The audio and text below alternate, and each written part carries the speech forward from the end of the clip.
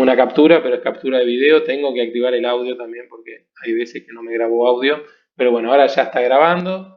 Tengo que estar también atento ahí al botoncito rojo que no tiene que desaparecer porque si no a veces se detiene solo y hubo clases que quedaron cortadas, lamentablemente, ¿no? Pero bueno, acá dentro de todo las últimas clases se grabaron completas, yo después las subo a YouTube y comparto el link. Entonces ustedes del celu con Wi-Fi, obviamente, con datos no lo vean por favor porque se les consume todos los datos y es carísimo, pero pueden ver la clase.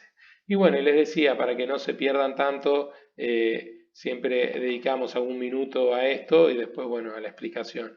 Y lo que solemos hacer siempre es presentar pantalla, por más que hoy no preparé ninguna presentación. Estos precios que yo les daba más que nada eran cuando la información de la cual yo hablaba mucho en clase tenía que ver más que nada con etapas fácticas, o sea, historia política, cronológica, que muchos de ustedes tal vez o no conocían o habían olvidado, y a medida que hablara no quedara tan en el aire, y el preci funcionaba casi como una línea de tiempo en el pizarrón, ¿no? Con las fechas, los nombres, poco para eso, simplemente había armado esos preci.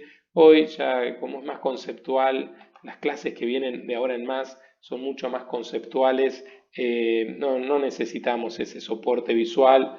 Si encuentro alguno o armo alguno para alguna clase que considere necesario, lo volvemos a incorporar, pero probablemente hasta tengo acá las ventanitas con los textos, hagamos una recorrida dentro del texto, ustedes hasta los pueden tener, ahí leía en el chat a alguien que los había impreso. Yo por lo menos con este seminario que estoy cursando hice lo mismo, yo soy del formato papel, imprimí todo y estoy leyendo. Está la opción de acuarelas, que está ahí muy cerquita de la sede, enfrente, que yo puse en el Facebook, miran más abajo, está el teléfono, es en la calle Eva Perón y 1237 creo que es, justo enfrente de la sede, por si viven más o menos cerca de Avellaneda, el teléfono está ahí en el Facebook, llaman y le pueden enviar el cuadernillo con todos los textos que están igual en la página. Pero hay gente que, como yo, por ejemplo, preferimos leer en formato impreso e imprimirlo. Yo tengo esas impresoras de tinta que se recargan las botellitas, pero de la de los cartuchos es mucho más caro a veces imprimir que comprar apuntes impresos que igualmente salen caros. No sé cuánto estará ahora el cuadernillo que nosotros tenemos de bibliografía obligatoria, que por eso hoy yo les mandé por el WhatsApp unos cuestionarios guía. Eso es obviamente algo voluntario, hacer esas preguntas, es como para ir estudiando. No hay de todos los textos, no hay de todos los capítulos del libro, pero eran dos archivos porque uno dice cuestionarios guías del libro Sociedad de Estado en Argentina, libro de la cátedra, y el otro es cuestionario guía del cuadernillo. El cuadernillo le llamamos, claro, esos textos obligatorios, pero que no son el material de la cátedra, el libro, sino que son de distintos autores, no miembros de la cátedra, algunos sí, pero la gran mayoría no, que están en la página web de nuestra cátedra, en sociedad-medioestado.com.ar. Les compartí pantalla porque, bueno, esas dos cosas, ¿no? En las guías de preguntas que mandé hoy a la mañana por WhatsApp. Son preguntas que ustedes pueden ir haciendo a medida que van leyendo los textos. Si quieren, algunas de esas guías son de textos que ya leímos. Un compañero ponía, ese texto ya lo leímos, ¿no? El primero, claro, era el título de mi capítulo, el capítulo 1 del libro, que bueno, el PDF lo tienen en el grupo de WhatsApp. Ahí en ese libro, ese es el único que no está en la página de la cátedra. Y tenían dos opciones, comprarlo por MyPoe, directamente por la página de la editorial, o encargarlo a Acuarelas. Pero bueno, una compañera lo consiguió en formato digitalizado, ya se ve que alguien lo compró, y es un PDF que, bueno, lo compartimos en el grupo de WhatsApp, ¿no? Y ahí la mayoría ya lo tiene y puede leer gratuitamente todos los capítulos de nuestro libro. Hoy nos tocaba leer el 5, el de mi hermana, el de Claudia Cernadas, y unos textos que yo tengo acá en las ventanitas, que son el de Saborido, dos fragmentos de texto de Saborido, y el de Sanguinetti, Kogan y Sanguinetti. Entonces, bueno, buscan ahí las guías de preguntas, son para ayudarse a la hora de leer el texto, ver qué es lo importante y qué es lo que no, subrayar, marcar, y si quieren, en un cuaderno, en una hoja suelta, una carpeta, pueden ir respondiendo las preguntas, pero para ustedes, ¿no? Como un método de estudio. No es obligatorio, obviamente, y no hay que mandarlas. Alguno me preguntaba si había fecha de entrega. Eso no es el parcial, y ni se parece. El parcial es mucho más acotado, como les decía también en el grupo de WhatsApp, más corto, me refiero. Hacer todas esas preguntas puede llevarle 30, 50, no sé cuántas hojas de carpeta o de computadora, o 20, no sé, pero depende con cuán largas sean sus respuestas, pero ven que de cada texto hay como 5, 6, 8, 10 preguntas, los textos son largos, está bien que ahí hay textos que no entran para este primer parcial, ya les aclaré, hay algunos que ya vimos, que los trabajamos en clase, yo los doy por explicados, entre comillas, y ustedes pueden hacer esas guías de preguntas si quieren de los textos que ya vimos, o sea, en forma retroactiva sería, ¿no? Con los que ya vimos con anterioridad, los pueden hacer ahora como para esta etapa previa de, no sé, 3 semanas antes de un parcial, uno ya se pone más en ritmo que al principio, ¿no? Que estaba tan lejano. O de los que estamos viendo semana a semana, por ejemplo, hoy los mandé muy sobre el filo, porque me acordé que ya habían mandado esas grillas de preguntas al grupo de profe y no las había subido en su momento, y bueno, dije, bueno, más vale tarde que nunca, me acordé, las subí, y el que quiere las aprovecha, las usa para estudiar, pero no son obligatorias. Y también os puede ocurrir que si ustedes se traban en esas preguntas, hay algunas que no entienden, les parece muy complicada, bueno, me pueden preguntar obviamente acá en el Facebook o en el WhatsApp o en la clase misma, pero tampoco el objetivo es ir pregunta por pregunta, entender todo el texto en profundidad. Piensen que cuando uno elige un texto para una cursada, a veces la intención es, bueno, que ustedes se aproximen a un concepto, una idea, la trabajen, pero el texto puede también abundar en otros datos o conceptos que pueden ser secundarios a lo que son nuestros intereses u objetivos, ¿no? Entonces, determinar eso, bueno, las guías de preguntas a veces son útiles. Y acá piensen que, por ejemplo, sobre cada uno de los capítulos del libro nuestro, el que hizo el cuestionario es el profe que escribió ese capítulo. Entonces, bueno, se mete en profundidad dentro del texto. Y hoy, por ejemplo, vamos a estar trabajando con el capítulo de mi hermana, que yo, bueno, por conocerla de hace mucho tiempo, ya por lo menos en el momento que hizo esa investigación, sé que es parte del trabajo de tesis de licenciatura de Claudia, lo que está trabajando ahí, el concepto de la identidad nacional, a partir de la historiografía, de la literatura de la época, cómo se va construyendo esa identidad argentina hacia fines del siglo XIX.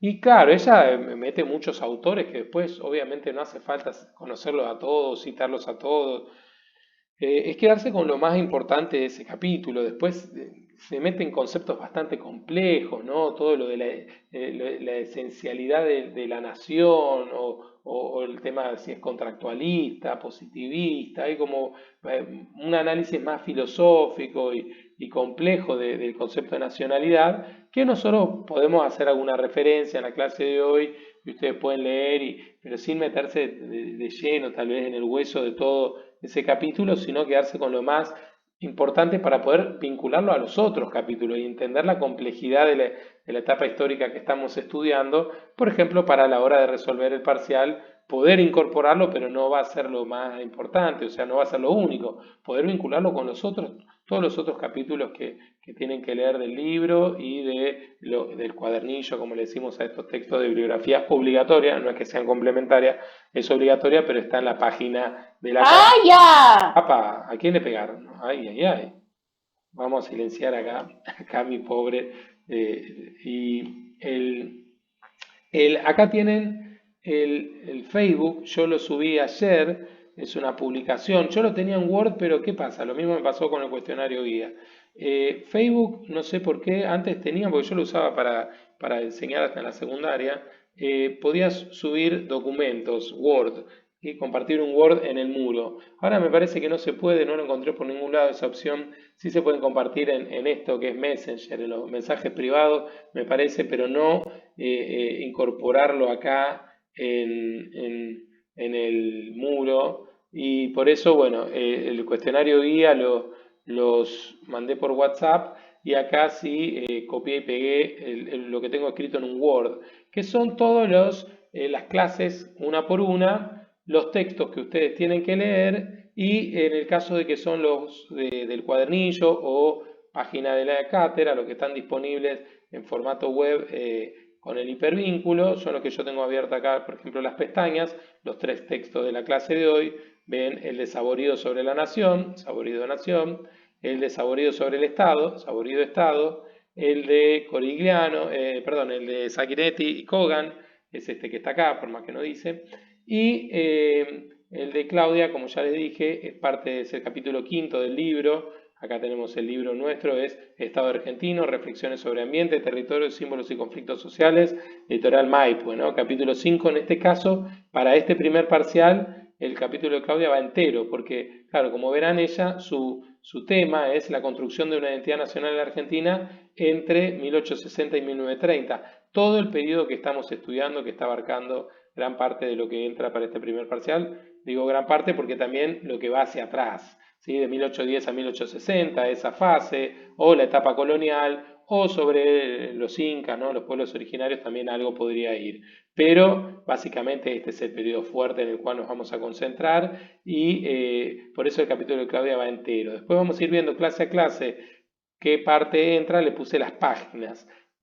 En donde me estoy refiriendo a qué es lo que tenemos que pensar nosotros escribir. Bueno, que después del feriado 9 de julio, que a ustedes les va a venir bien ese día no tener clase y van a poder seguir repasando y actualizándose si hay textos que ustedes no pudieron llegar a leer, bueno, tienen ese jueves sin clase, varios días más, de un lunes a lunes. La última clase va a ser el 6 de julio, vamos a trabajar un solo texto ese día. O sea, lo fuerte viene en el mes que viene, obviamente, pero las primeras 2 semanitas son muy fuertes, la tercera ya empieza a relajar porque está el feriado. Y al otro lunes vamos a hacer en estas 2 horas, entre las 3 y las 5, un repaso. Ahí sobre todo despejar dudas. Ustedes pueden evacuar cualquier duda que tengan en la primera hora, por ejemplo. Y yo después les voy a inmediatamente subir o mostrar en ese momento, se las muestro con una pestaña, pero después las voy a enviar al grupo, la consigna del parcial, las preguntas o la consigna, ¿sí?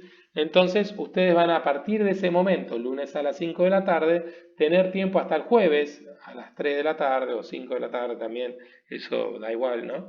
Pero para poder enviarlo. Algunos compañeros, profes, dijeron, bueno, yo le voy a dar 1 o 2 días. O sea, cada uno más o menos se maneje como quiere. Y yo considero que 3 días, ¿no? Son desde la hora que se entregan hasta la otra, es la misma hora, el mismo día. O sea, de lunes a jueves son 3 días enteros, ¿no? Lunes, martes, miércoles. Pero bueno, el lunes ya no está entero, o sea, no son 4 días. Uno cuenta lunes, martes, sería al martes se cumple el primer día, el miércoles el segundo, el jueves el tercero. Hasta ahí va. Me mezclo con las matemáticas. El jueves sí, el jueves ya pasaría el tercer día y tiene que entregar la devolución del examen que, como se imaginarán, no es tan extenso. Si les damos 1 día o 2 y yo que les doy 3, me parece tiempo excesivo o necesario, pero no es extenso porque después estamos pensando nosotros que vamos a tener que corregir mucho. Yo tengo una sola comisión, pero hay profes que tienen 2, 3 o hasta 4 comisiones y que son grupos, ¿no? Cada comisión es un grupo como ustedes que pueden llegar a ser desde 100, 70 o 30. Yo estoy viendo que se conectan, hoy hay 20 personas nada más conectadas, pero más los que hoy no pudieron, pero siempre están, seremos unos 30, 40 que se están conectando. En el grupo de WhatsApp hay 50, en el Facebook ya les digo, hay como unas 70 personas que tengo chequeadas que sí son estudiantes de esta cursada, ¿no? Pero bueno, esa semana, la semana del 13, lunes 13, va a ser la semana del parcial. Siempre dijimos, ¿no? Para mitad de julio, bueno, miércoles 15, ¿no? Nosotros, fecha de entrega entonces de las consignas es jueves 16. El día que las reciben, lunes 13. Tienen 3 días para hacer el parcial, que hoy me preguntaban, ¿no? En el WhatsApp. Es un parcial domiciliario. Esto yo estaba muy habituado en mi época de estudiante de la universidad, en que no existía internet, pero nos daban las preguntas. Nosotros nos las llevamos un día de clase, un viernes, supónganse, y las teníamos que llevar el lunes resueltas e impresas, ¿no? Acá no va a ser impreso el examen, sino que lo van a enviar por mail. Yo después le voy a indicar a qué dirección y eso, ¿no? Pero lo cierto es que ustedes van a tener 2, 3, 4 días, 3 días para responder esa consigna, esa pregunta que va a ser disparador para ustedes escriban un texto. Estamos pensando en que no sea mucho más que una carilla, ¿no? Y ahí, ¿por qué está tan acotado en espacio? No solo porque, bueno, sería muchísimo para corregir, es imposible, pero sino para ver realmente qué es lo que más les quedó, qué es lo importante sobre, claro, una temática que va a tratar de englobar gran parte de los textos que ustedes leyeron. Entonces ustedes van a tener que hacer un trabajo de lectura, de síntesis y de comprensión del material para poder aprenderlo, dijimos con H, ¿no? Poder asirlo, poder tomarlo y después poder volcarlo en un trabajo escrito. También es un ejercicio de redacción el examen. Y una clara redacción implica previamente una clara comprensión de un tema. Es lo mismo que ocurre cuando lo hacen en presencial en el aula. Ustedes tienen 2 horas, tienen que escribir 2 hojas y lo van a hacer obviamente ahí en el lugar, in situ, pero ahora va a ser en sus casas, esa es la diferencia. Pero en el parcial de la facultad también, allá en la sede de Avellaneda, hace años que nosotros tomamos al libro abierto, o sea, ustedes disponen del material. Se tienen que apropiar de esa información y hacerla suya, hacerla propia y volcarla. Cuando estamos hablando de ideas que expresan otros autores, tenemos que citar, o sea, poner entre comillas. Ustedes vieron, por ejemplo, leen mi capítulo, el capítulo 1, o el de Claudia, que lo tenemos acá, y ella cuando está explicando, acá vemos, qué sé yo, el primer párrafo está hablando ella, es ella la que habla, ¿sí? La que está escribiendo. Pero después, cuando ella tomó una idea de otro autor, ella lo cita al autor, o sea, dice, fulanito expresa, a ver, justo agarró un PDF que es lo más difícil de avanzar, ¿no? Pero acá, por ejemplo, como dice Chiaramonte, el que iba a ser mi director de tesis hace 15 años atrás, ¿no? Este libro lo escribió en el 89. Uno después va a la bibliografía y dice que José Carlos Chiaramonte, no sé, ciudades, provincias y estados, Buenos Aires, 1989. Y esto quiere decir que lo que ella está explicando acá lo dice o lo piensa Chiaramonte, ¿no? Pero eso es una referencia, ¿no? No es una cita textual. Acá, como dice Bertoni, y todo esto lo plantea esa autora, ¿no? Y así como vemos cada texto académico, como Buch-Rucker, ¿no? Y acá el año en que se publica ese libro, ¿no? Ahora, si es una cita textual, va así como entre comillas, ¿no? Exactamente, entonces ahí directamente tenemos que poner la página, ¿no? A ver, por ejemplo, acá, ese comer el motor productivo, citando a Zapata, Fogelman, este es el texto de Laura Puga, se ve que me fui un poquito más para arriba, pero si es una cita textual, por ejemplo, en mi artículo sí hay citas textuales. Acá, donde estoy yo, creo que por acá, esto, ¿no? Veamos que yo, bueno, me fui, no, igual le vamos a dedicar también esa clase previo a la entrega para que ahí les voy a explicar también cómo se hace el citado. Porque bueno, hasta ese momento no lo van a necesitar hacer, pero es introducir quién es el autor que plantea esa idea, abrir comillas y si es textual, ponerlo entre comillas y después el paréntesis, el año y la página. Pero si no, si estamos parafraseando, como le mostré recién que hacía Claudia, ¿no? Bueno, esto ya nos permite hablar más, si se quiere, de los temas, pero ustedes tienen clase a clase hasta el lunes 6, que vamos a trabajar solo con el texto de Zapata, el del cuadernillo, no es el del libro, pero igualmente tampoco es completo, les pongo el link y les pongo las páginas que van. Acá vamos a hablar de los temas de salud del jueves 2 de julio, ¿sí? Los capítulos 9 y 10 del libro, ¿ven? Y entre estas páginas que les aparecen ahí, no más allá de eso, porque el capítulo continúa después de 1930, que dijimos que hacíamos el quiebre. Acá el lunes 29 vamos a estar trabajando la parte económica con el texto de Itay, que es el capítulo 3, también entre esas páginas delimitadas. Todo el capítulo 7, que es el de Gabriela Greco, y un texto que está en la página, que es el de Sussman y Minville, ¿sí? Este que habla de espacios territoriales. Después el jueves 25, el jueves que viene, tienen que leer el texto del capítulo de Puga, no completo, sino hasta la página 75, y del mismo autor que leyeron hoy, Jorge Saborido, los 2 apartados que tienen que ver con lo social, ¿no? Acá me equivoqué, no, sí, la sociedad, ¿sí? La sociedad y estratificación social, Para hoy, ¿qué teníamos que leer? No sé si habrán llegado, pero sepan que después de esta clase, si no pudieron hacerlo antes, sería bueno que lean estos textos para ir avanzando en esta temática, ¿no? El tema de la clase de hoy podríamos titularlo La construcción de la identidad nacional, ¿no? Que es prácticamente también el título que le da mi hermana a su capítulo, que es el capítulo 5 del libro, que tienen que leer completo, La construcción de una identidad nacional en la Argentina entre 1860 y 1930, ¿no? Cultura, historia y rituales de la nacionalidad. Está en nuestro libro Estado argentino, reflexiones sobre ambiente, territorio, símbolos. Por eso, como que hasta el título de nuestro libro quiere ver lo amplio que es el análisis de nuestra relación entre Estado y sociedad, ¿no? Y después, bueno, justamente para hablar de la relación Estado-sociedad, Estado-nación, tenemos los apartaditos del texto de Saborido y el de Sanguinetti, y por ahí vamos a arrancar, ¿no? Volvemos al aula a ver si tienen alguna pregunta, algo sobre lo que estuvimos explicando, del parcial, de los textos, del cronograma de lecturas,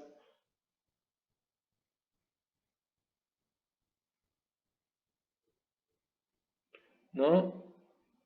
Es muy buena esa fotocopiadora. Ah, muy bien. Bueno. No lo pregunta porque no estoy en el WhatsApp. Bueno, sí, si querés yo te agrego, Brian. Mandame por privado de acá el Facebook tu celular. O si no, si buscas en el Facebook, vos podés entrar con WhatsApp web en la compu.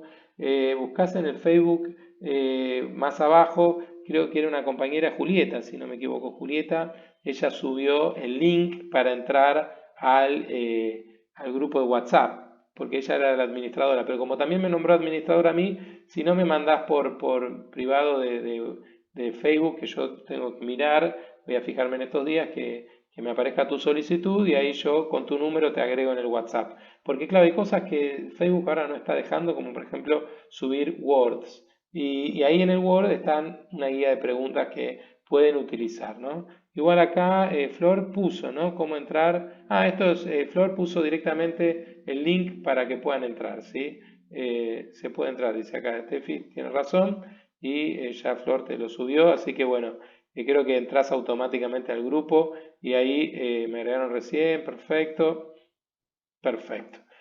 Ahora, las guías, me parece que después voy a tener que mirar, las puedo volver a subir porque cuando uno entra a un grupo creo que todo lo anterior me parece que no lo ven, ¿no? Después me confirman eso, creo que no se ve todo lo que está para atrás, así que entran y parece estar vacío. Yo después les vuelvo a poner las preguntas ahí si quieren. Bueno, ¿alguna consulta, algo? ¿No? Bueno, entonces, ¿qué es lo importante ahí en Saborido y en Sanguinetti? Que son textos que a veces los utilizamos para arrancar la cursada.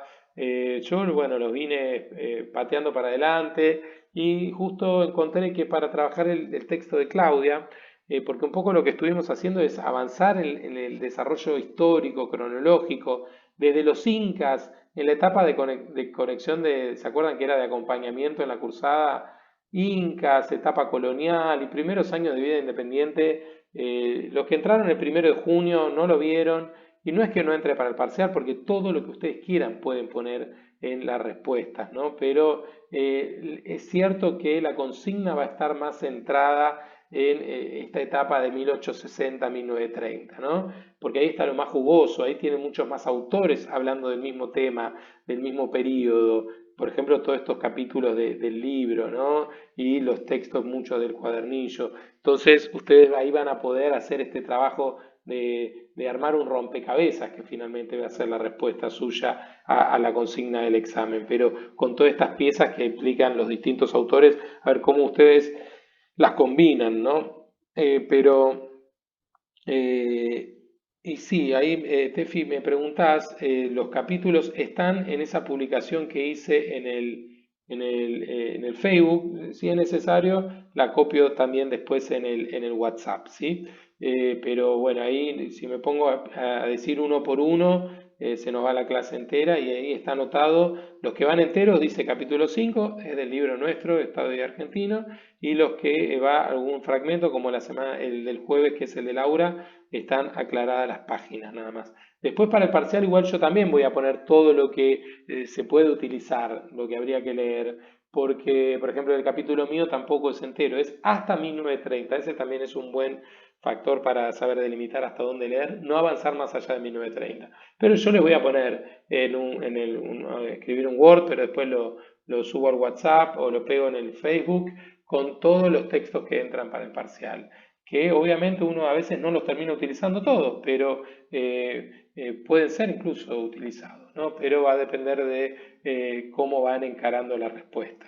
Ustedes quizás es la primera vez que hacen un parcial y mucho más así en forma virtual, pero bueno, sepan que también es una condición mínima para aprobar la cursada, regularizarla. Entonces, bueno, va a tener características bastante distintas a los parciales presenciales, ¿no? Pero no por ello no va a dejar de ser un ejercicio importante, interesante, sobre todo ustedes de elaboración, dijimos. Es un ejercicio de redacción porque te van a elaborar un texto propio en el cual van a poner en juego todo lo que leyeron. Por eso lo más importante es leer la mayor cantidad, o sea, si se puede, toda la bibliografía que está indicada y con ello después tener herramientas para poder analizar qué es lo que se les está preguntando y poder responder, ¿no?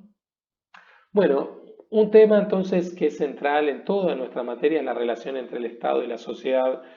Vamos a dejar lo que decimos aspectos sociales mucho más ligados a la sociología, a la estratificación social, a definir sociedad, qué son las clases sociales, los grupos y demás, para la clase que viene y con el texto de Laura Puga tratar de desentrañar cómo se construyó la sociedad argentina y cuál fue su relación con el Estado. Pero esa es un poco la pregunta que recorre toda nuestra materia, el vínculo entre la sociedad y el Estado a lo largo de la historia en nuestro país. Y cuando decimos nuestro país, arrancamos incluso en nuestra etapa colonial y prehispánica, ¿no? Entonces, los estados en América Latina, ante la llegada de los españoles, bueno, el más importante fue el Imperio Inca, ¿no? Y sociedades, bueno, todos los grupos originarios, los pueblos originarios convivían en sociedades con a veces un desarrollo menor al estatal, ¿no? Como en el texto de Sanguinetti les habla de hordas y clanes, bueno, en el caso andino se llamaban ayllus, en el caso de Mesoamérica, calpulis, a los que especie de clanes o fratrías, ¿no? Grupos humanos vinculados por un antepasado común, ¿no? Pero para hablar de un desarrollo estatal, ya hoy vamos a ver justamente en Sanguinetti y algo también en Saborido, implica un desarrollo político mayor, ¿no? Pero bueno, entonces esta relación Estado-sociedad nosotros la vamos a ver hoy reflejada en la relación entre el Estado y la nación, porque el concepto nación puede ser menos englobador que el de sociedad, es más específico, más puntual y propio de una etapa histórica que en realidad es bastante cercana en el tiempo a lo que es la historia de la humanidad. El concepto de nación también pudo ser entendido de distintas maneras a lo largo de la historia, pero adquiere la consonancia en la cual nosotros hoy asociamos el concepto nación, no hace más de 200, 250 años, ¿no? Entender la nación como ese grupo humano, ¿no? Que forma parte de los estados, pero que tiene que ver con la pertenencia de los grupos humanos, ¿sí? Que la población de ese estado se sienta o forma parte de una nación, es algo muy complejo y propio de los últimos 200 años. No así, por ejemplo, en la etapa de las monarquías absolutas europeas, no sé, de Francia en el siglo XVI, XVII, un ciudadano de cualquier pueblo, villa o aldea francesa, su pertenencia estaba dada a ese pueblito y quizás su sentimiento de pertenencia mayor podía ser la religión católica y el concepto de nacionalidad francesa no era el mismo que tenemos hoy, sino que ellos eran todos lo que lo podía englobar a un borgoñés con un alsaciano o un parisino, es que eran súbditos del mismo rey, ¿sí? La pertenencia a un mismo marco político, pero no había una identificación de ser francés, ¿no? Eso lo señala creo que Sanguinetti, ¿no? Incluso con esos mismos ejemplos cuando habla de nación, ¿no? Pero bueno, eso vamos a ir un poquito más abajo en Sanguinetti después. Y lo cierto es que el concepto de nacionalidad, como plantea Saborido, retomando a Hobsbawm, acá sí hay una cita, como para que vean cómo se cita, ¿no? Acá dice, Hobsbawm imagina la llegada de un extraterrestre a nuestro planeta para investigar las causas de una supuesta catástrofe nuclear y afirma, acá deberían ir comillas, ¿no? Nuestro observador, después de estudiar un poco, sacará la conclusión de que los últimos 2 siglos de la historia humana del planeta Tierra son incomprensibles si no se entiende un poco el término nación. Y ahí cierra las comillas. Les habrá pasado al leer Saborido que muchas cosas no entenderían, tiene muchos errores, yo ahí pido disculpas en nombre de la cátedra, porque realmente yo entiendo que esto fue un documento escaneado y existe esta tecnología, nos ayuda mucho, pero estos programas que escanean un texto y lo transforman en un Word, como es esto, que después se transforma en un PDF, pero muchos caracteres los confunde y bueno, yo más o menos voy adivinando y entiendo lo que quiere decir, pero para muchos de ustedes, muchos de ustedes debe haber sido complejo. Bueno, algo que no entiendan me preguntan ahí por un mensajito de WhatsApp o algo, porque tiene varios errores el texto.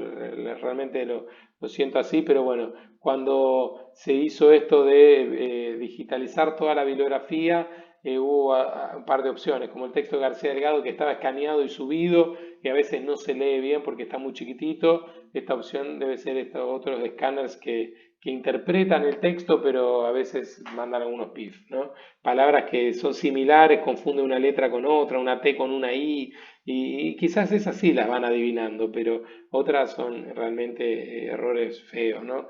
Y acá, bueno, las comillas, como les dije, debe ir después de los dos puntos, pero claro, esta cita hace referencia a que Eric Hobsbawm, un historiador británico, marxista, que nosotros ya hicimos referencia porque hay un texto obligatorio, ¿no?, de leer para ubicarnos a fines del 18, el concepto de doble revolución, allá en la etapa del acompañamiento, nosotros que nos estábamos conectando, yo expliqué un poquito el texto de Beatriz Díaz y el de Hoban, cuando hablábamos de esas transiciones del feudalismo al capitalismo y cómo se dio la etapa de la industrialización, ¿no? Y cómo de esa manera el capitalismo se potencia y con la Revolución Francesa y la Revolución Industrial el mundo se trastoca y cambia notoriamente y es mucho más parecido al nuestro, por más que pasaron 250 años, que el de, no sé, la Edad Antigua o la Edad Media, ¿no? Ahí sí hay grandes cambios a fines del 18. Y claro, y también ese mismo historiador inglés imagina un futuro lejano en el cual si llegara un plato volador y un grupo de extraterrestres vieran, no sé, encontraran en forma de arqueología, ¿no?, un mapa mundi, un globo terráqueo o un mapa planiferio y verían todos los países pintados de distintos colorcitos, se podrían preguntar, ¿y estos qué son? Bueno, son distintos países, distintos estados, podría decirle a alguien, pero son distintas naciones que dividieron el mundo por más de 200 años, que obviamente el mundo hace 300, 400 años no estaba dividido de la misma manera, y el mismo mapa europeo o americano o asiático o africano ha ido cambiando con las décadas. Cuando yo estudiaba en la primaria, el mapa de Europa y de Asia era muy distinto al que estudié, por ejemplo, en la secundaria. Claro, yo justo esa transición la viví en los 90 y fue la época en que se desmembró la Unión Soviética, la URSS, y aparecieron nuevos estados-nación como Estonia, Letonia, Lituania, Bielorrusia, Ucrania, Kazajistán, Kurdistán, Kirguistán, Armenia, y también se dio el desmembramiento de Yugoslavia y aparece Serbia, Montenegro, Croacia, Macedonia, ¿sí?, Bosnia-Herzegovina y, por ejemplo, la República Checoslovaquia se divide en dos, en República Checa y en Eslovaquia. Alemania, que estaba dividida en dos, Alemania Oriental, que era la República Democrática de Alemania, la comunista, se unifica a la República Federal Alemana y forman una sola, la Alemania hoy capitalista, integrada, ¿no? Pero antes estaba dividida en dos.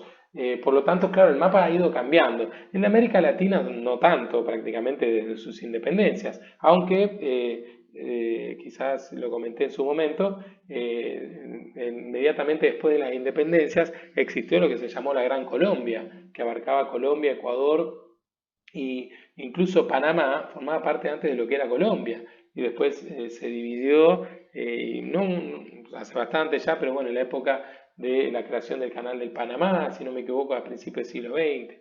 Bueno, todo esto tiene que ver con que son conceptos históricos. Tanto el Estado, como también veíamos, ¿no?, que el Estado tiene un origen, o sea, no nace con la humanidad, sino que es una formación política que se va configurando hace unos 5.000 años aproximadamente.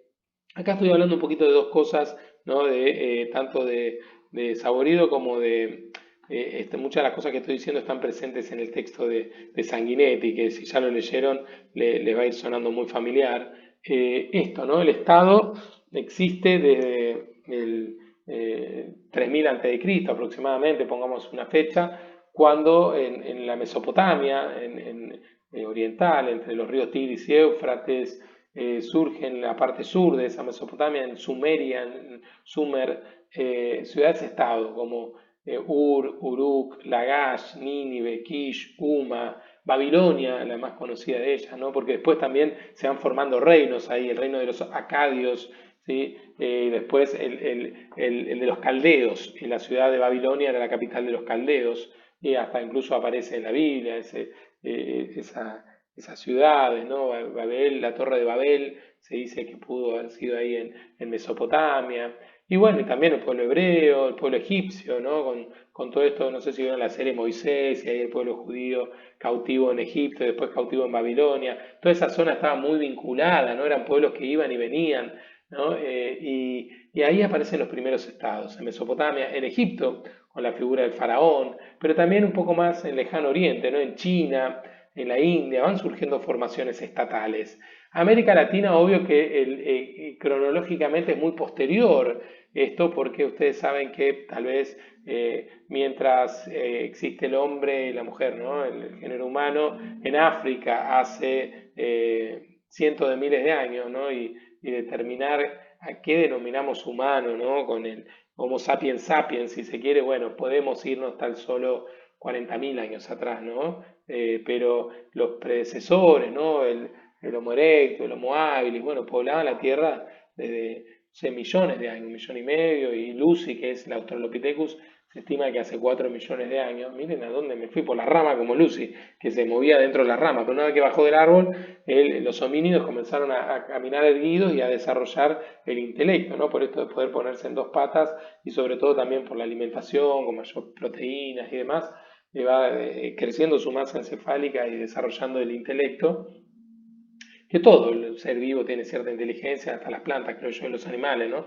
Pero el del ser humano es más desarrollado, que es la adaptación al medio, ¿no? Lo que podemos definir como inteligencia, pero el ser humano va evolucionando y poblando América en forma más tardía, en la época de la glaciación, hace unos 40.000 años, 50, 40.000 años, el mundo estaba todo cubierto de hielo y por eso había bajado el nivel de los mares, y por el estrecho de Bering cruzan grupos humanos, cazadores, recolectores, pueblos nómades, desde la Siberia hacia Alaska, ¿no? Y de ahí van poblando toda América. Entonces, bueno, los estados en América son posteriores y más los de mayor desarrollo, ¿no?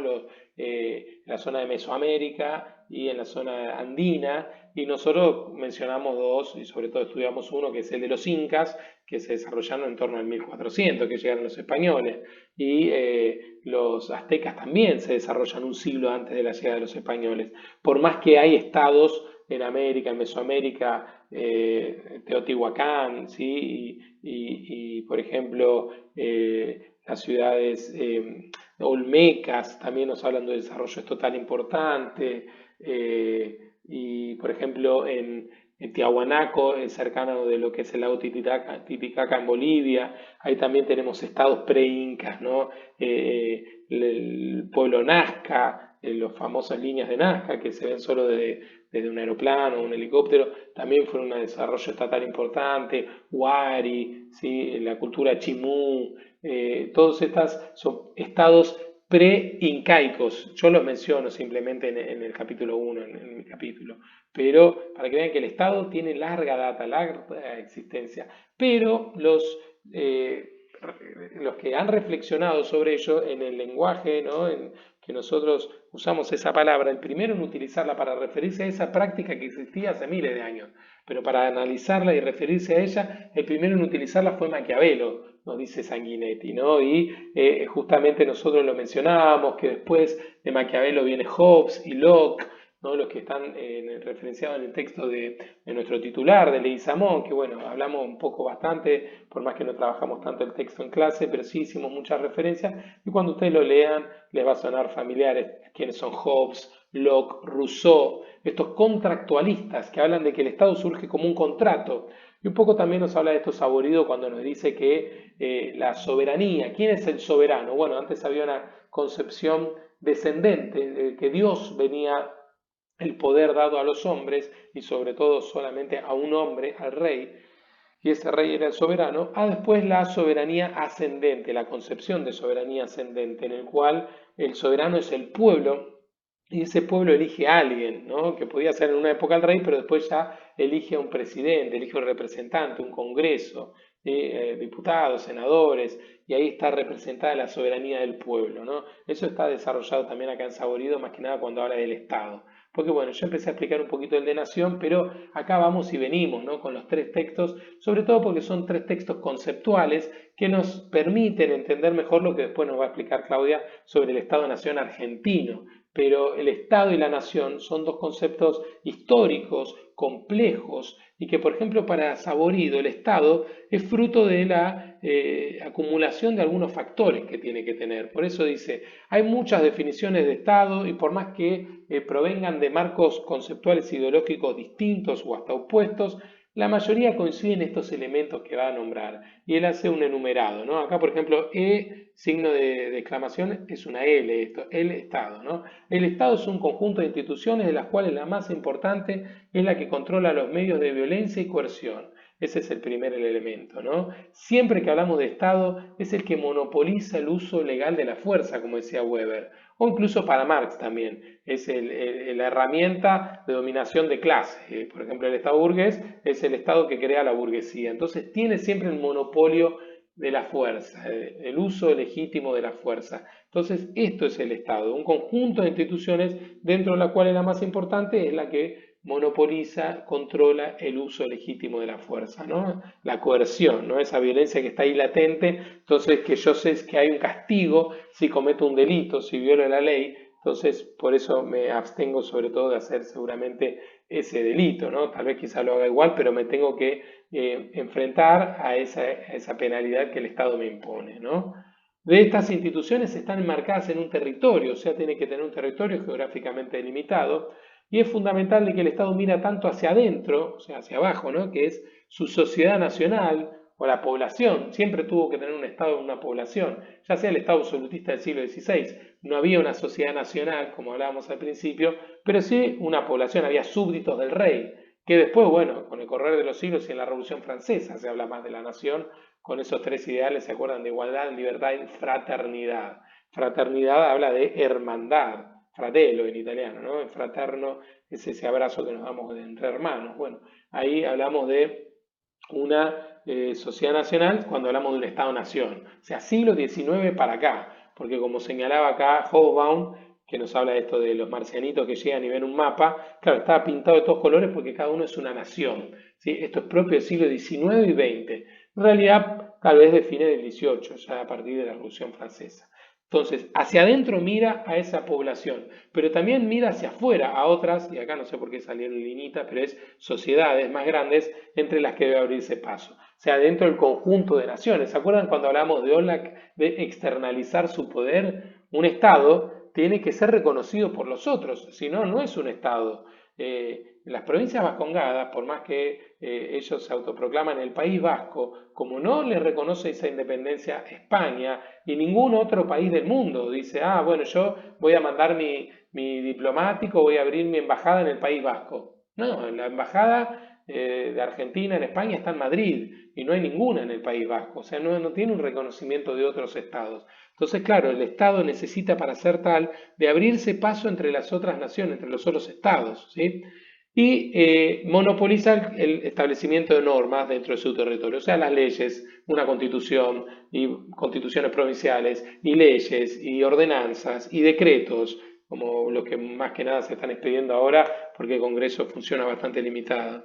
Y esto es una tiende a crear una cultura política común, ¿sí? El hecho también de, por ejemplo, vernos obligados a ir a las elecciones. Hay otros países que no, por ejemplo Chile o Estados Unidos no tienen elecciones obligatorias, pero hay elecciones. O sea, una cultura política común, el hecho de formar ciudadanos, ¿sí? Después, acá Sanguinetti es el que distingue entre, cuando habla de los elementos del Estado, dice, no es lo mismo la población o los habitantes que los ciudadanos, los que adquieren esa ciudadanía política.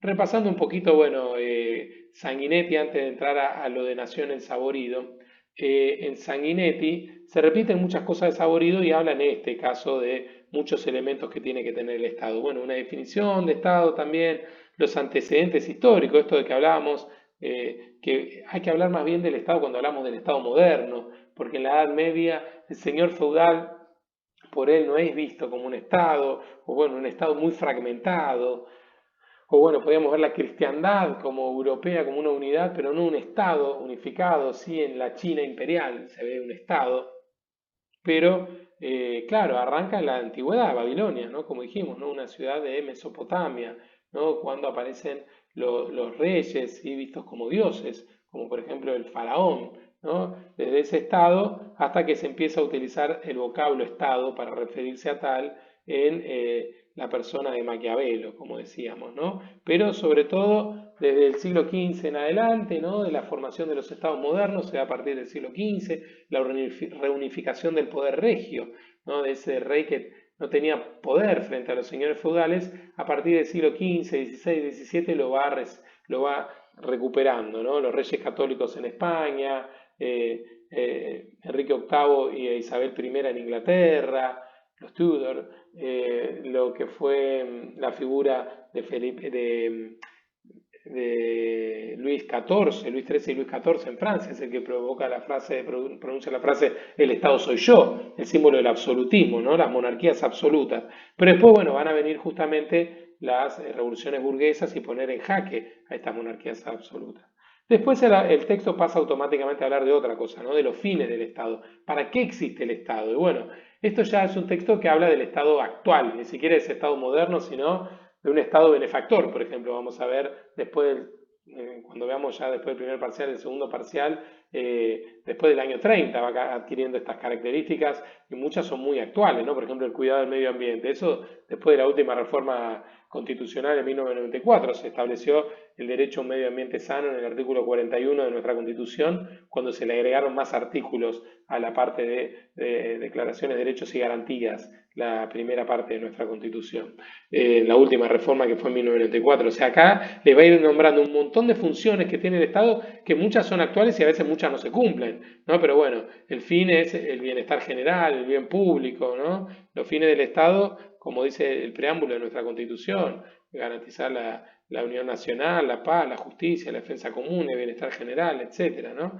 Pero después va enumerando las distintas funciones, ¿no? Tiene manejar las relaciones exteriores, que se acuerdan cuando analizamos con Oslac o Corigliano que durante una etapa todas las provincias le delegaban a Buenos Aires el relacionarse con el extranjero, y que Urquiza, por ejemplo, en 1851 se pronuncia, hace el famoso pronunciamiento contra Rosas, que es dejar de delegarle las relaciones con el extranjero a Buenos Aires. La provincia de Entre Ríos reasumía esa potestad que tienen los estados de vincularse con el extranjero. Bueno, acá está una de estas funciones, ¿no? Ser una nación entre el concierto de las naciones, poder relacionarse con el extranjero, atender las funciones económicas, ¿no? Las facultades impositivas, veíamos también en el texto de Oslac, poder cobrar impuestos para poder existir. Sin impuestos no hay recursos. Y con esos recursos, ¿qué puede hacer el Estado? Bueno, otorgar créditos, o esto tan discutido ahora con lo de Vicentín, ¿no? Tiene una facultad expropiatoria el Estado. El Estado puede expropiar, por más que ahora muchos se horroricen, si es por utilidad pública, por más que nuestra Constitución garantiza la propiedad privada, si es con un fin público, por ejemplo, para ampliar la 9 de Julio, que antes era una avenida que cruzaba de la ciudad, ¿no? De norte a sur, pero ustedes tenían solo lo que va por el medio, donde está el obelisco. De hecho, lo único que quedó en pie es el edificio que antes era de obras públicas, donde está el rostro de Evita de un lado y de otro. Ese quedó en el medio de la 9 de Julio, porque claro, antes había manzanas a esa misma, paralelo a ese edificio. Lo que son las avenidas Cerrito, que con su continuación es Lima, o Bernardo de Irigoyen y Carlos Pellegrini, ahí en el medio había manzana, por eso cuesta tanto cruzar la 9 de Julio, porque hay como, en realidad son 3 cuadras casi de ancho, o sea, como cruzar 3 calles de una. Bueno, eso es porque en el medio había casas que las tuvieron que tirar abajo para construirla, para ensancharla, y que esas familias, a lo cual se les tiró abajo la casa, el Estado primero se las expropió, le dio dinero para que se puedan mudar a otro lugar y ahí poder construir, era por utilidad pública. Lo mismo iba a pasar con el trazado de una autopista, creo que era la autopista 3, se llamaba algo así, que después nunca se hizo y era ahí donde está cerca la sede de Drago, no sé si alguna vez fueron o si iban a anotar ahí, por ejemplo, es en Capital, cerca del barrio de La Paternal. Bueno, vemos cómo en alguna etapa hasta, bueno, se compraron casas, se tiraron abajo, se empezó a trazar la autopista, después nunca se hizo y esas casas quedaron abandonadas, algunas se tomaron, se armaron asentamientos. Bueno, el Estado tiene como utilidad pública, por utilidad pública, la facultad de hacer expropiaciones. Bueno, otras funciones es después todo lo que tiene que ver con los medios de coerción, como decíamos, ¿no? La policía, que creo que por acá, bueno, acá sigue hablando de la facultad expropiatoria, ¿no? Temas económicos, pero después más abajo empieza a hablar de la policía, las fuerzas de seguridad internas y de externas, ¿no? Las fuerzas armadas. Bueno, tiene todo un montón de facultades y funciones, ¿no? Acá está, ¿no? Gendarmería, prefectura, bomberos, la misión de procurar el bienestar social, ¿no? Con jubilaciones, moratorias, créditos, ¿no? Todo lo que tiene que ver, por ejemplo, ahora el IFE, para el caso de la pandemia, hay que asistir a la población que está sin trabajar. Bueno, todo eso son funciones que el Estado puede hacer, ¿no? La salubridad, vamos a ver una de las clases más adelante, ¿no? Todo lo que tiene que ver con distintas funciones que cumple el Estado, ¿no? Y después los elementos que lo componen. Y vamos a ver que no dista tanto porque quizás el parcial consiste en comparar autores, y de hecho las guías de preguntas sí, estas preguntas sobre García Delgado, perdón, sobre Saborido y Sanguinetti, yo les mandé ahí al grupo de WhatsApp, muchas tienen que ver con esto, con comparar este autor con este, la definición de Estado en uno, la definición de Estado en el otro, la definición de nación en uno, la definición de nación en el otro, y hay similitud. Si vemos acá los elementos, acá menciona que tiene, bueno, los medios de coerción, pero que también tiene un territorio, que tiene ese territorio mira hacia adentro, o sea, tiene una población, y que mira hacia afuera, o sea, ejerce soberanía en ese territorio, porque si no la ejerciera, la ejerce otro Estado, ¿no? Y tiene un conjunto de normas. Bueno, ahí nombré 4 o 5 elementos en esos 3 puntitos. ¿Y cuáles son los que menciona acá Sanguinetti? Bueno, el territorio, como dijimos, ¿no? Donde el Estado va incorporando. El texto de Oslak hacía mucha referencia de no solo incorporarlo, sino hacer efectivo su ocupamiento. Y ya vamos a leer un texto que es el de Sussman y Minville sobre la importancia en este periodo, ¿no? De 1860 a 1930, de hacerse presente en esos territorios recientemente incorporados, como eran la Patagonia y el Chaco, estar presente ahí, porque también estaba el riesgo de perderlo a costa de países limítrofes. Las fronteras con Chile y Brasil tardaron muchas décadas en definirse, y hasta en Chile estuvieron en conflicto hasta la última dictadura militar, en el cual hubo un conflicto con Chile fronterizo muy cercano, un poquito de años antes de la guerra de Malvinas, ¿no? Pero que se terminan sellando en realidad después, durante la presidencia de Alfonsín, con un laudo arbitral en el cual finalmente Argentina le reconoce 3 islas de ahí del canal de Beagle a Chile, su soberanía, y un poco se hizo para evitar una guerra, ¿no? Esa cesión, por esto de muy cercana a la guerra de Malvinas había sido, lamentablemente, y para evitar mayor derramamiento de sangre, se otorga a Chile la soberanía de esas islas que estaban en discusión, que en realidad uno decían, son mías, bueno, pero de acuerdo a los tratados internacionales y demás correspondían a Chile. Pero hubo acá incluso hasta un referéndum, ¿sí? Consultar a la población de qué hacer, ¿no? Si se avalar ese tratado, porque, bueno, la gente, la población en general, eligió no más sangre, ¿no? No ir a una guerra por ese territorio. Y bueno, todo lo que tiene que ver con el suelo y el subsuelo y el espacio aéreo. Piensen, vean ahí cómo se delimitaba en la época, no sé, de las monarquías, con un tiro de cañón. Ahora, ¿a quién se le ocurre medir la distancia hasta dónde llega el espacio aéreo o las aguas o el límite? Ahora, bueno, en el espacio aéreo llega un momento que, no sé, los satélites vieron, están dando vueltas en el espacio exterior, pero igualmente hay como una repartija de eso. De ahí que se haya impulsado el satélite ARSAT 1 y 2, porque si no, ese espacio lo perdía Argentina y lo tenía que vender o alquilar a otras naciones, otros estados que pudieran desarrollar esa tecnología, ¿no? De satelital, y bueno, se prefirió tener satélites propios, ¿no? Lo mismo pasa con la Antártida, por ejemplo, que es un continente que ningún país tiene soberanía sobre ellos, sino que un control y tiene más bien fines científicos y pacíficos, no puede haber más de militares, sino que bueno, si hay presencia ahí de militares es para estudios científicos, sobre todo lo que tiene que ver con esto de controlar los satélites geoespaciales para cuestiones científicas, ¿no? O predecir el clima, todas estas cuestiones que hacen nuestros científicos a diario. Y Argentina tiene sus bases ahí, la base Marambio, por ejemplo, pero todo el territorio abarca también el subsuelo. Vean la importancia ahí, por ejemplo, de los recursos petrolíferos, gasíferos u otros yacimientos, ¿no? Lo que hay en el subsuelo, lo importante. Y bueno, pasamos a otro elemento que es la población, dijimos no solo el total de habitantes, sino también los ciudadanos, y ver cómo esas poblaciones van adquiriendo distintas características, ¿no? La característica nacional, ¿sí? El Estado tiene una nación, esa población conforma una nación, cuando se van tejiendo esos lazos identitarios, ¿no? Ahora igual Sanguinetti va a hablar también de lo que es la nación. También habla de las diferencias étnicas. Acá el autor se refiere a razas, que es un concepto ya bastante en desuso. Más que nada se utiliza el concepto etnia, porque bueno, Linneo es del siglo, no sé, de la época de Darwin, y hablaba de raza, ¿no? La negra, la amarilla o asiática, la caucásica o blanca.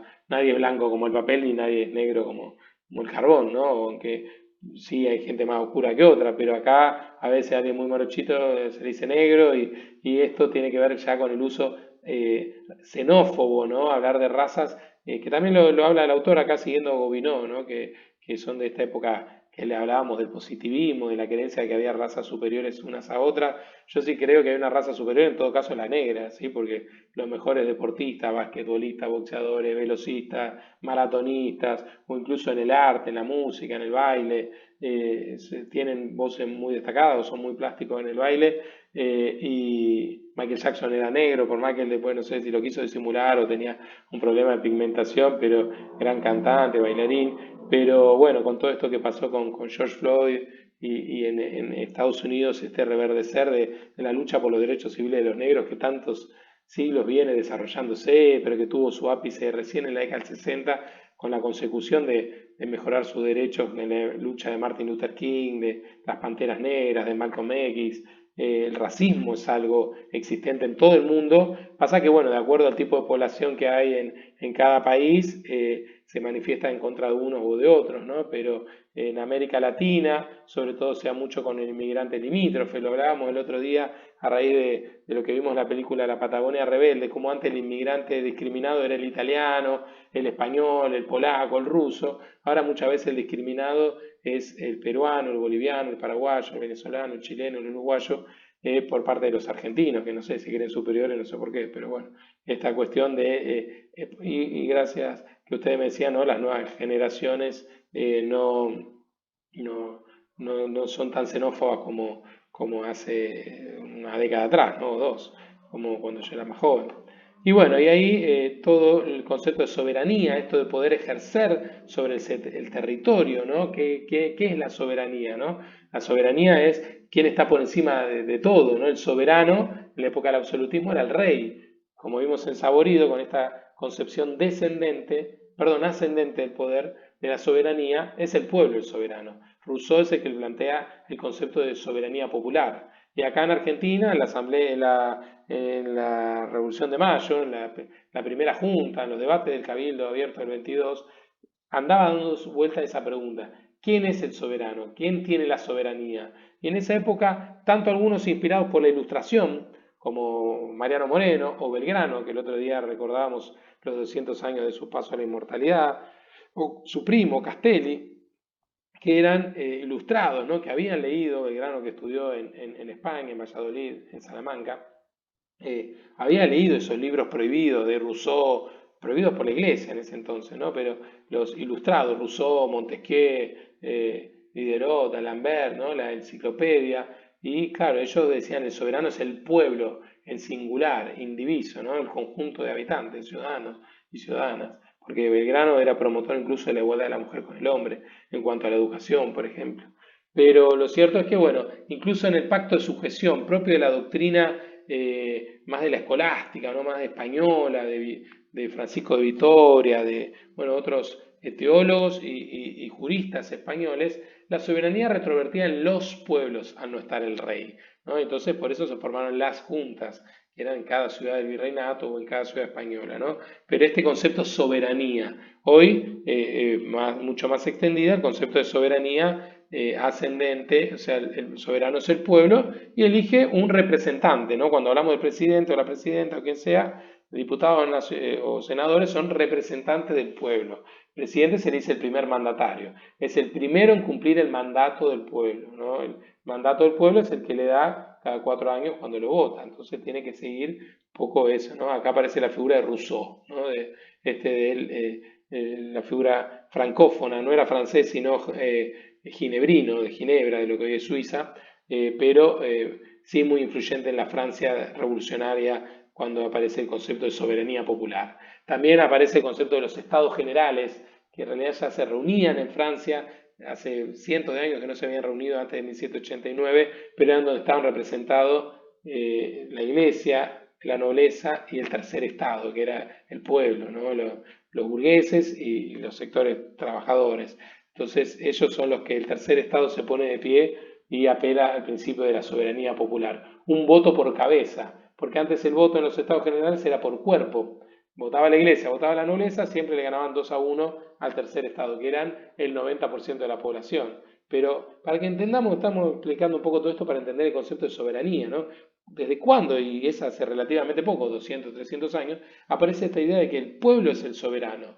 Un voto por cabeza, cada uno, o por barba, diríamos, ¿no? Yo que tengo mucha barba, tendría que votar más veces, o que soy cabezón, pero acá el tema es esto, una persona, un voto. No importa la condición que sea, ni rico ni pobre, bueno, así va apareciendo la democracia, que en Argentina vimos que tardó en aparecer, porque había algunas prácticas republicanas, pero poco democráticas, en la primera etapa esa de los gobiernos conservadores. ¿Se acuerdan que hablamos hasta la clase pasada de Roca, Juárez Selman, Pellegrini, Luis Empeña, todos los miembros del PAN, periodo 1880-1916? Bueno, recién la democracia aparecería realmente con Irigoyen, ¿no? Con la ley Sáenz Peña, que permite el triunfo de Irigoyen y el acceso más de las clases medias y de los sectores trabajadores, por más que también vimos como en la Patagonia Trágica, Irigoyen tuvo sus problemas con la clase obrera, ¿no? Con los trabajadores.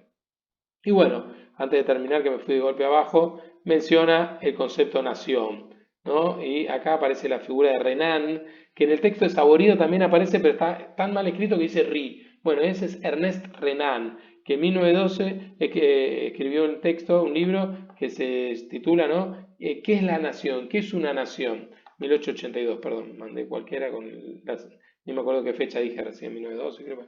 1882, Ernest Renan, época del romanticismo, si se quiere, ¿no? Para esa época, ¿qué es una nación? Y bueno, tanto Sanguinetti, siguiendo a Renan, ¿no? Esta idea de que son aquellos que tienen glorias comunes en el pasado y deseos comunes en la actualidad de haber hecho grandes cosas juntos y querer seguir haciéndolas. Entonces, acá nos habla de un sentimiento de pertenencia, un sentido de pertenecer, de querer seguir siendo parte de ese grupo. Entonces, creo que Saborido lo explica mejor que Sanguinetti, pero coinciden en que la nación, porque acá, bueno, en el Estado está todo el tema de los elementos que yo mencioné y lo de la soberanía ascendente y descendente. Pero el apartado de Saborido de nación, que es un poquito más extenso, refiere a esto, ¿no? A cómo el Estado lo puede definir por una agregación de conceptos.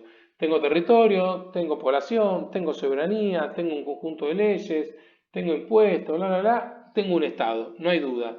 Por acumulación de elementos objetivos tengo el concepto Estado. Pero el concepto nación no me alcanza con adicionar conceptos que pueden estar presentes en una nación, como por ejemplo el idioma, el origen étnico, la religión predominante, las costumbres, las tradiciones, el folclore, el baile, la música, lo que se come, lo que se toma. Y por ejemplo, claro, uno piensa en vodka, piensa en Rusia, en el tequila piensa en México, o me van a decir un alcohólico el profe, ¿no? Pero antes hasta las crisis se le llama la crisis de tequila, la crisis del vodka, o en las infusiones, ¿no? El café pensamos en Colombia, o en Brasil, ¿no? Y el mate, ¿en quién pensamos? Y ahí también viene una discusión. Algunos me van a decir en Uruguay, otros en Argentina, y hasta los paraguayos pueden decir, nosotros tomamos tereré, pero es yerba mate. De hecho, la yerba mate es de origen de la región del Paraguay, ¿no? El nombre, el Ilex paraguayensis, ¿sí? Es el nombre técnico de la hoja de la yerba mate, y lo tomaban los pueblos guaraníes. Por eso después llega al Río de la Plata, porque acá hay una influencia guaranítica muy grande en todo lo que es el litoral argentino y uruguayo. Y por eso los uruguayos, más que nosotros creo, y los argentinos somos grandes tomadores de mate, pero el Paraguay también. Lo que pasa es que como hace tanto calor en Paraguay, se toma mayormente frío, ¿no? El tereré. Pero por eso es de esta región. Y no podemos definir entonces la nacionalidad solo por el mate, porque si no, ¿qué somos? ¿Argentinos o uruguayos? Ahí habría una gran pelea. Y lo mismo podríamos decir por el tango, que es rioplatense. Bueno, el fútbol une a toda América Latina, pero ahí están las grandes discusiones. Maradona, Pelé, Messi, Francesco. Bueno, hay elementos que se comparten, pero que hacen muchas veces a la nacionalidad, hasta con el deporte. Digo, el rugby es más de los países de Oceanía, de Australia, Nueva Zelanda, hasta Fiji juegan muy bien al rugby. Pero claro, son, diríamos, cuestiones que los pueden tener en común, pero no definen la nacionalidad, porque el neozelandés es distinto al australiano, ciertamente, si no, no sería otro estado. Y lo mismo ocurre con otros elementos que compartimos, por ejemplo, con toda América Latina, sacando con Brasil el idioma. El español se habla en Ecuador, en Venezuela, en Colombia, en Puerto Rico, en Guatemala, en toda América Latina, hablamos en Hispanoamérica el español, por el pasado colonial en común que tuvimos, que estudiamos. Y vean qué importante que es entonces estudiar el pasado colonial. Lo mismo que la religión, que mayoritariamente en la Argentina, y sobre todo para la época de la construcción del Estado Nacional, era católica. Después, claro, vimos con la llegada de muchos inmigrantes, también llegaron otros credos, ¿sí? Los protestantes, los musulmanes, los judíos, ¿sí? Por más que ya había también judíos en América, pero ciertamente tiene que ver esto, ¿no? No nos alcanza con estos elementos objetivos, como la lengua, o el idioma, ¿no? La religión, las costumbres, la etnia, no nos alcanza, ¿no? Pero sí que podemos ver que algunos coinciden, pero lo que sí o sí tiene que estar es esta cuestión subjetiva. O sea, no alcanza con elementos objetivos, hay que apelar a elementos subjetivos para encontrar la nacionalidad. ¿Y a qué me refiero con subjetivo? Bueno, pasa como con las disciplinas, ¿no? La matemática, la física, la biología, la química son ciencias duras, se le dice, o exactas algunas, porque son más objetivas que las sociales, porque el sujeto y el objeto de estudio son distintos. Yo soy el sujeto de estudio, soy el investigador, estudio una planta, la planta es el objeto de estudio, y yo no comparto esa naturaleza, yo no soy una planta. Yo estudio la física, ¿no? La luz, óptica, qué sé yo no soy un fenómeno físico, entonces yo puedo tomar distancia y ser objetivo. Ahora, ¿qué pasa con las ciencias sociales? La historia, la antropología, la sociología, la lingüística, la psicología. Bueno, estudiamos seres humanos, y por más que uno, si es historia, no es Napoleón, pero estudia un ser humano como uno era Napoleón. Entonces hay ahí una carga valorativa, uno es subjetivo, por eso se dice que las ciencias sociales son más subjetivas, por más que al copiar o tomar de modelo el método científico de las ciencias duras, se intenta ser objetivo, pero en realidad uno pone toda su subjetividad, desde qué tema estudia, desde a quién le cae más simpático o menos simpático de la historia. Entonces hay una subjetividad, porque el sujeto y el objeto de estudio comparten la misma naturaleza. Esto para que entiendan a qué nos referimos con algo subjetivo. Por ejemplo, hay una pelea en su familia y uno de ustedes va a querer decir, bueno, ¿quién tuvo la culpa? Si uno de ustedes o un hermano o una hermana, y va y le pregunta al padre o a la madre, y van a ser subjetivos, ¿no? Yo no puedo opinar, te va a decir la madre o el padre. Mejor anda a preguntarle a alguien de afuera, ¿no? Entonces le preguntan a un vecino, ¿no? Yo no puedo ser objetivo en algo que respecta a mis sobrinas o a mi señora o a mi suegro, ¿no? Uno va a querer tirar para ese lado. Entonces, bueno, ser objetivo es tomar esa distancia. Entonces, para la nacionalidad, quiere decir entonces que hay algo que tiene que ver con la sensibilidad de uno, ¿no? El sentimiento de pertenencia. Las naciones fueron surgiendo a partir del sentimiento de pertenencia de los individuos a un colectivo mayor. Porque decíamos, ¿no? Si un Estado, Francia existe desde, bueno, desde la guerra de los 100 años, ¿no? Aproximadamente, la Edad Media, lucharon Francia contra Inglaterra y por territorios y más o menos se van delimitando las mismas fronteras, ya desde Carlomagno, si quisiéramos, el reino de los francos, fue mutando, ¿no? Pero geográficamente la extensión más o menos siempre fue la misma.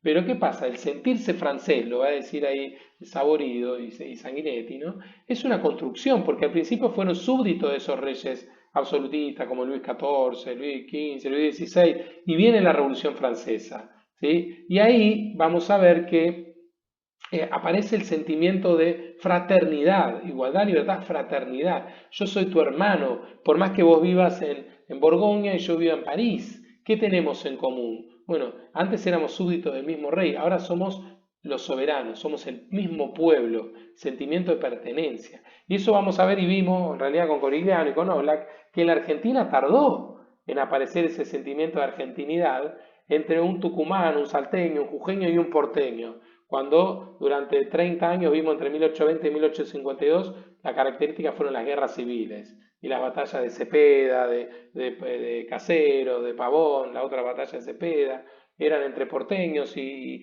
miembros del litoral, y en la época de Rosas mandaron a matar a Quiroga, y Rivadavia estaba opuesto a Quiroga. O sea, vemos que había desacuerdo entre las provincias. Una vez que fueron dándose esos acuerdos entre las provincias, se va logrando unificar el Estado, pero hacía falta unificar también la nación, ¿no? Y mucho más con todo ese componente de inmigrantes que iban llegando para poblar el territorio. Porque cuando habla de territorio, por ejemplo, el texto de Sanguinetti nombra a Sarmiento y Alberti, que yo se los nombraba la clase anterior, de ellos dos ideólogos tal vez más importantes de la construcción de la Argentina, y de esto de cómo unir y generar un solo argentino, ¿no? De educar al soberano. Y bueno, y la escuela pública es la que va a cumplir ese gran rol nacionalizador, como hablaba Oslak de los mecanismos de penetración ideológica y el desarrollo de esa capacidad de internalizar una identidad colectiva nacional.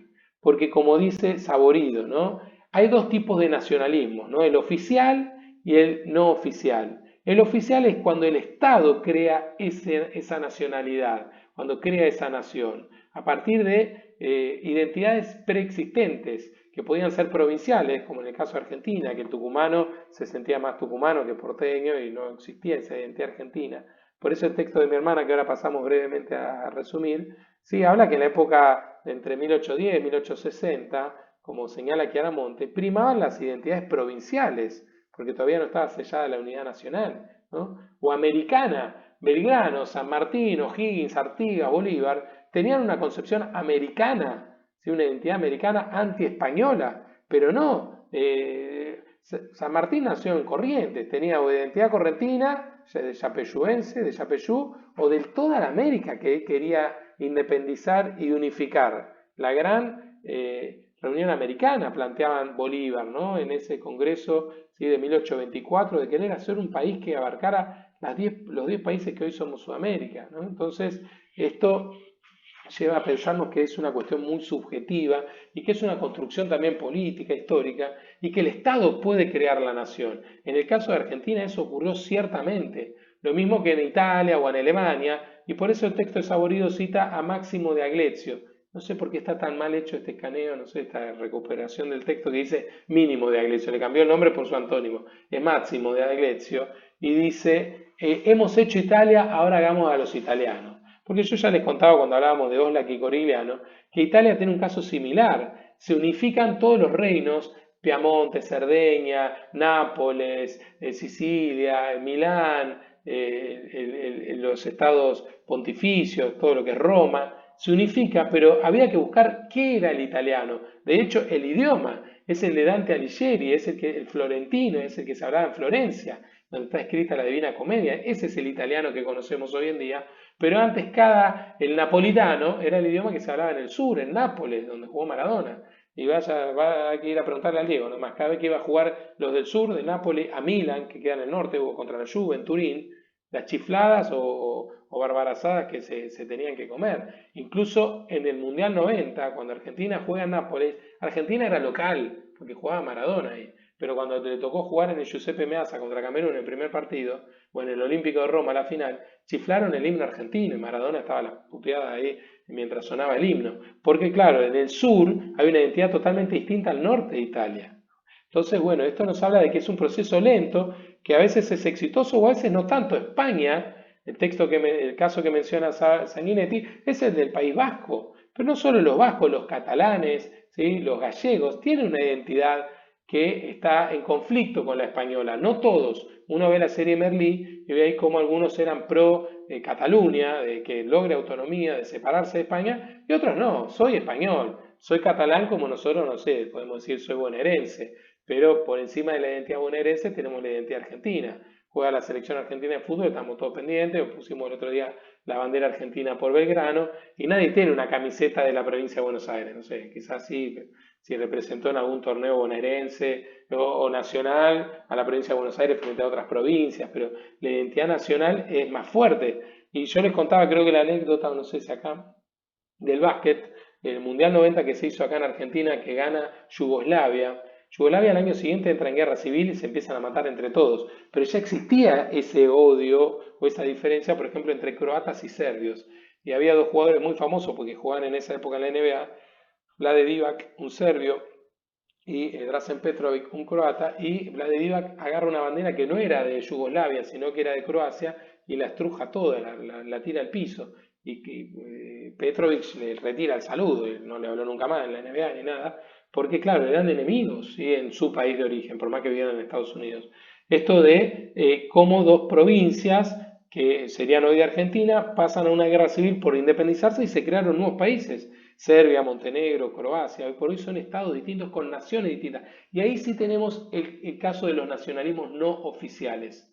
¿Por qué? Porque ya existía ese sentimiento de nacionalidad. Yugoslavia fue un invento de la Sociedad de las Naciones, algo similar a la ONU que se creó después de la Primera Guerra Mundial. Cuando termina la Primera Guerra Mundial es el fin de los grandes imperios. El imperio austrohúngaro, el imperio otomano, el imperio ruso caen en debacle, ¿no? Se crea la URSS por el lado de la Revolución Soviética, pero el imperio austrohúngaro se divide en muchas naciones. Muchas de ellas eran lo que hoy es Yugoslavia. Se crea ese estado que es Yugoslavia. También el imperio otomano se fragmenta y se crean estados como Palestina, ¿no? Siria y demás, y ni que hablar cuando en la Segunda Guerra Mundial se crea el Estado de Israel. El mapa europeo y asiático ahí cambió mucho, pero Yugoslavia se crea en 1919 y llega a su fin en 1991, tiene una duración dentro de todo bastante corta, porque claro, ahí se habían englobado muchas nacionalidades, croatas, serbios, montenegrinos, en fin de al cabo eran todos eslavos, pero adentro también había divisiones. Bueno, el caso del Estado de Israel es otro claro ejemplo. ¿Se necesita un territorio para ser nación? No. Los judíos anduvieron pululando por toda Europa y América durante siglos, y después del genocidio terrible de los nazis contra los judíos, se decide crear el Estado de Israel. Y mucha gente, incluso desde Argentina, decide ir a vivir a Israel y trabajar en los kibbutz, que eran esas granjas colectivas, para hacer su Estado, porque se sentían judíos. Entonces, ese es mi Estado. Era la tierra prometida, como en la época de la Biblia. Lo mismo le pasó a los armenios, cuando después del genocidio armenio se dispersan por todo el mundo, hay una diáspora, ¿no? Esto de las diásporas, ¿no? Gente de nacionalidades que están dispersas por todo el mundo, los armenios, los gitanos, los judíos, ¿sí? Lo que pasa es que cuando ya consiguen un estado no es diáspora, sino que es un estado donde vive gente de esa nacionalidad, pero también quedan desparramados por todo el mundo. Y bueno, y ahí hay siempre conflictos y complejidad en lo que es la nacionalidad. Pero también esa distinción entre oficiales, cuando el Estado crea la nación, o no oficiales, cuando la nación es la que crea el Estado. Como en el caso, por ejemplo, también de los irlandeses. Los irlandeses siempre formaron parte, o desde la Edad Media, de Gran Bretaña, conquistados por Inglaterra, pero no se sentían ingleses. Tenían hasta su propio idioma, el gaélico, su literatura, Joyce. Pero claro, Joyce en realidad era británico, pero irlandés. Se destacaba en su prosa, que no era lo mismo que si hubiese nacido en Londres, que haya nacido en Dublín. Su propia religión, los irlandeses eran católicos por el proceso de evangelización que hizo San Patricio. Por eso todos los 17 de marzo muchos se pintan la cara de verde y demás, vive Irlanda, pero ¿por qué? Porque bueno, es por un santo de la Iglesia Católica, que es San Patricio, que evangelizó parte de los pueblos celtas que vivían en Irlanda. Mientras que el resto de la isla, el norte, los condados del norte y sobre todo la isla de Gran Bretaña, Escocia e Inglaterra, son protestantes, porque en el siglo XVI, después de la reforma de Lutero, también se lleva a cabo el cisma o la reforma de Enrique VIII, ¿no? Y se crea la iglesia anglicana, en la cual la reina Isabel es la cabeza de la reina de la iglesia anglicana. Y son protestantes, ellos no son católicos. Bueno, eso hizo las diferencias entre el norte y el sur de Irlanda, y que cuando se crea el Estado Libre de Irlanda es después de la Primera Guerra Mundial. En 1916 surge el lunes de Pascua, se llamó la revuelta que hubo en Dublín, y que es el comienzo de la lucha por la independencia irlandesa, porque había una nación que formaba parte de otro Estado y logra la creación del Estado nuevo. En 1921 se crea el Estado Libre de Irlanda, que para 1932 creo se crea la República de Irlanda, el EIRE. Hoy es otro país distinto a la Gran Bretaña, no forma parte del Reino Unido, es Irlanda del Sur, mientras que Irlanda del Norte sí forma parte porque, bueno, hubo una guerra civil en 1921 entre los condados del norte y los condados del sur, y finalmente los del norte quedaron como parte de Gran Bretaña. Bueno, y vayamos para terminar brevemente al caso de Argentina, pero en el cual ustedes tienen el texto de Claudia, que como le dijimos, ¿no? Viene a complementar un poco todo lo que hablamos de lo que es Corigliano y Oslak, y nos habla de la formación o la construcción de una identidad nacional en la Argentina. Y ahí van a ver ustedes que, esto todavía estoy ahí en el texto de Laura, pero sí, si nos vamos más acá abajo, la construcción de una identidad nacional entre 1860 y 1930, ¿no? Y toma en cuenta la cultura, la historia y los rituales, ¿no? Ahí es muy importante lo que menciona Claudia, por ejemplo, del hecho del panteón. Ir armando quiénes son los héroes patrios. ¿Sí? ¿Y quién termina siendo? Bueno, Belgrano, que el otro día recordábamos, San Martín. Eso fue una construcción histórica de quiénes eran nuestros verdaderos héroes patrios, porque quedaron afuera muchos de esa época. Güemes, por ejemplo, que lo recordábamos el miércoles pasado, fue traído muy poquito tiempo atrás, durante las últimas décadas se le creó el feriado a Güemes, y se vio que lo que él hizo también era importante para la obtención de la independencia, la guerra contra los realistas en el norte, en la provincia de Salta, ¿no? Los colorados de Güemes, ¿sí? Defendiendo los gauchos de Güemes contra las avanzadas realistas, porque mientras San Martín se va a Mendoza a preparar el ejército del norte, de los Andes, perdón, a cruzarlo a la cordillera y por Santiago recuperar Chile e ir hacia Perú, que es donde estaban los realistas en Lima, el ejército del norte se lo retira y queda muy desguarnecido. Bueno, fue gracias a Güemes y sus gauchos que defendieron la frontera norte de la avanzada realista. Entonces a él se lo recuperó hace muy poquito al panteón, mientras que Belgrano y San Martín figuran desde un comienzo por obra de don Bartolomé Mitre, que nosotros hoy lo estudiamos como un personaje histórico, pero en este contexto de 1860, en el 62 fue presidente, ¿sí? Del 62 al 68, y después se dedicó también a la historia, a la literatura, al periodismo, perdón, con la creación del diario La Nación. El diario La Nación fue fundado por Bartolomé Mitre, y es el mismo que sigue saliendo hoy en día, con esa ideología liberal que Mitre vimos y estudiamos que era propia de él, y esa también está reflejada en sus libros de historia. Él escribió dos grandes libros, bueno, uno lo tengo allá en mi casa, ahora estoy en otra parte de la casa y tengo el libro ahí, que es el de la historia de Belgrano, por Bartolomé Mitre. Y también escribió otro que es la historia de San Martín, historia de San Martín y la emancipación americana, historia de Belgrano y la independencia argentina. Son dos volúmenes gigantes, lo cual hace mucha biografía de estos dos personajes, pero los encumbra, los pone ahí en el pedestal, los deshumaniza prácticamente, los hace héroes, ¿no? Pero claro, porque había que generar ese panteón. Y en eso tuvo mucho que ver la historia, ¿no? Y la historia, Mitre fue el primer historiador de la Argentina con esos dos libros, junto después a Vicente Fidel López. Y también lo hace la historiografía liberal de fines del 19, lo que después también se profesionaliza, porque lo de historia más profesional, que vivían de la historia, aparecen hacia fines del 19, dependiendo de la Universidad de Buenos Aires, de la Universidad de La Plata, y formaron lo que llamó la nueva escuela histórica. Pero eran historiadores liberales, ¿no? Ahí se traza la línea Mayo Caseros, y se borra del panteón y quedan como salvajes, por ejemplo, Rosas, Facundo Quiroga, Artigas, ¿no? En ese contraste que hablaba Sarmiento de civilización o barbarie. Todo lo que tenía que ver con el campo era bárbaro, lo de la ciudad era la civilización. Y los caudillos, como muchos eran más de un entorno rural, como Rosas, como Quiroga, eran los salvajes, Pero basta que Quiroga tenía una biblioteca mucho más grande que vaya a saber, obvio que cualquiera de la mía, por ejemplo. Entonces era un tipo ilustrado también, Facundo Quiroga, pero visto por Sarmiento, como era un caudillo riojano del interior, era un salvaje, un bárbaro. Entonces esas guerras civiles dejaron la huella de quiénes eran los buenos y los malos cuando ganan. Los que terminaron ganando fueron los buenos para la historiografía, ¿no? Mitre, que retoma un Rivadavia, ¿sí? Sarmiento, Avellaneda, son los que van construyendo esa ideología liberal que va colocando a los buenos de un lado y a los malos del otro. Los caudillos quedan del lado de los malos. Hasta que después aparece el revisionismo histórico en la década del 30, y Claudia señala un poco hacia el final del capítulo, en el cual hay una revisión del pasado y algunos caudillos pasan a ser ahora los buenos, como Quiroga, Rosas, Güemes, y otros los malos, como Rivadavia, Mitre, Sarmiento mismo, ¿no? Porque bueno, ahí hay una carga ideológica fuerte, que hablábamos de la subjetividad en la historia, pero ciertamente la historiografía cumple un papel legitimante.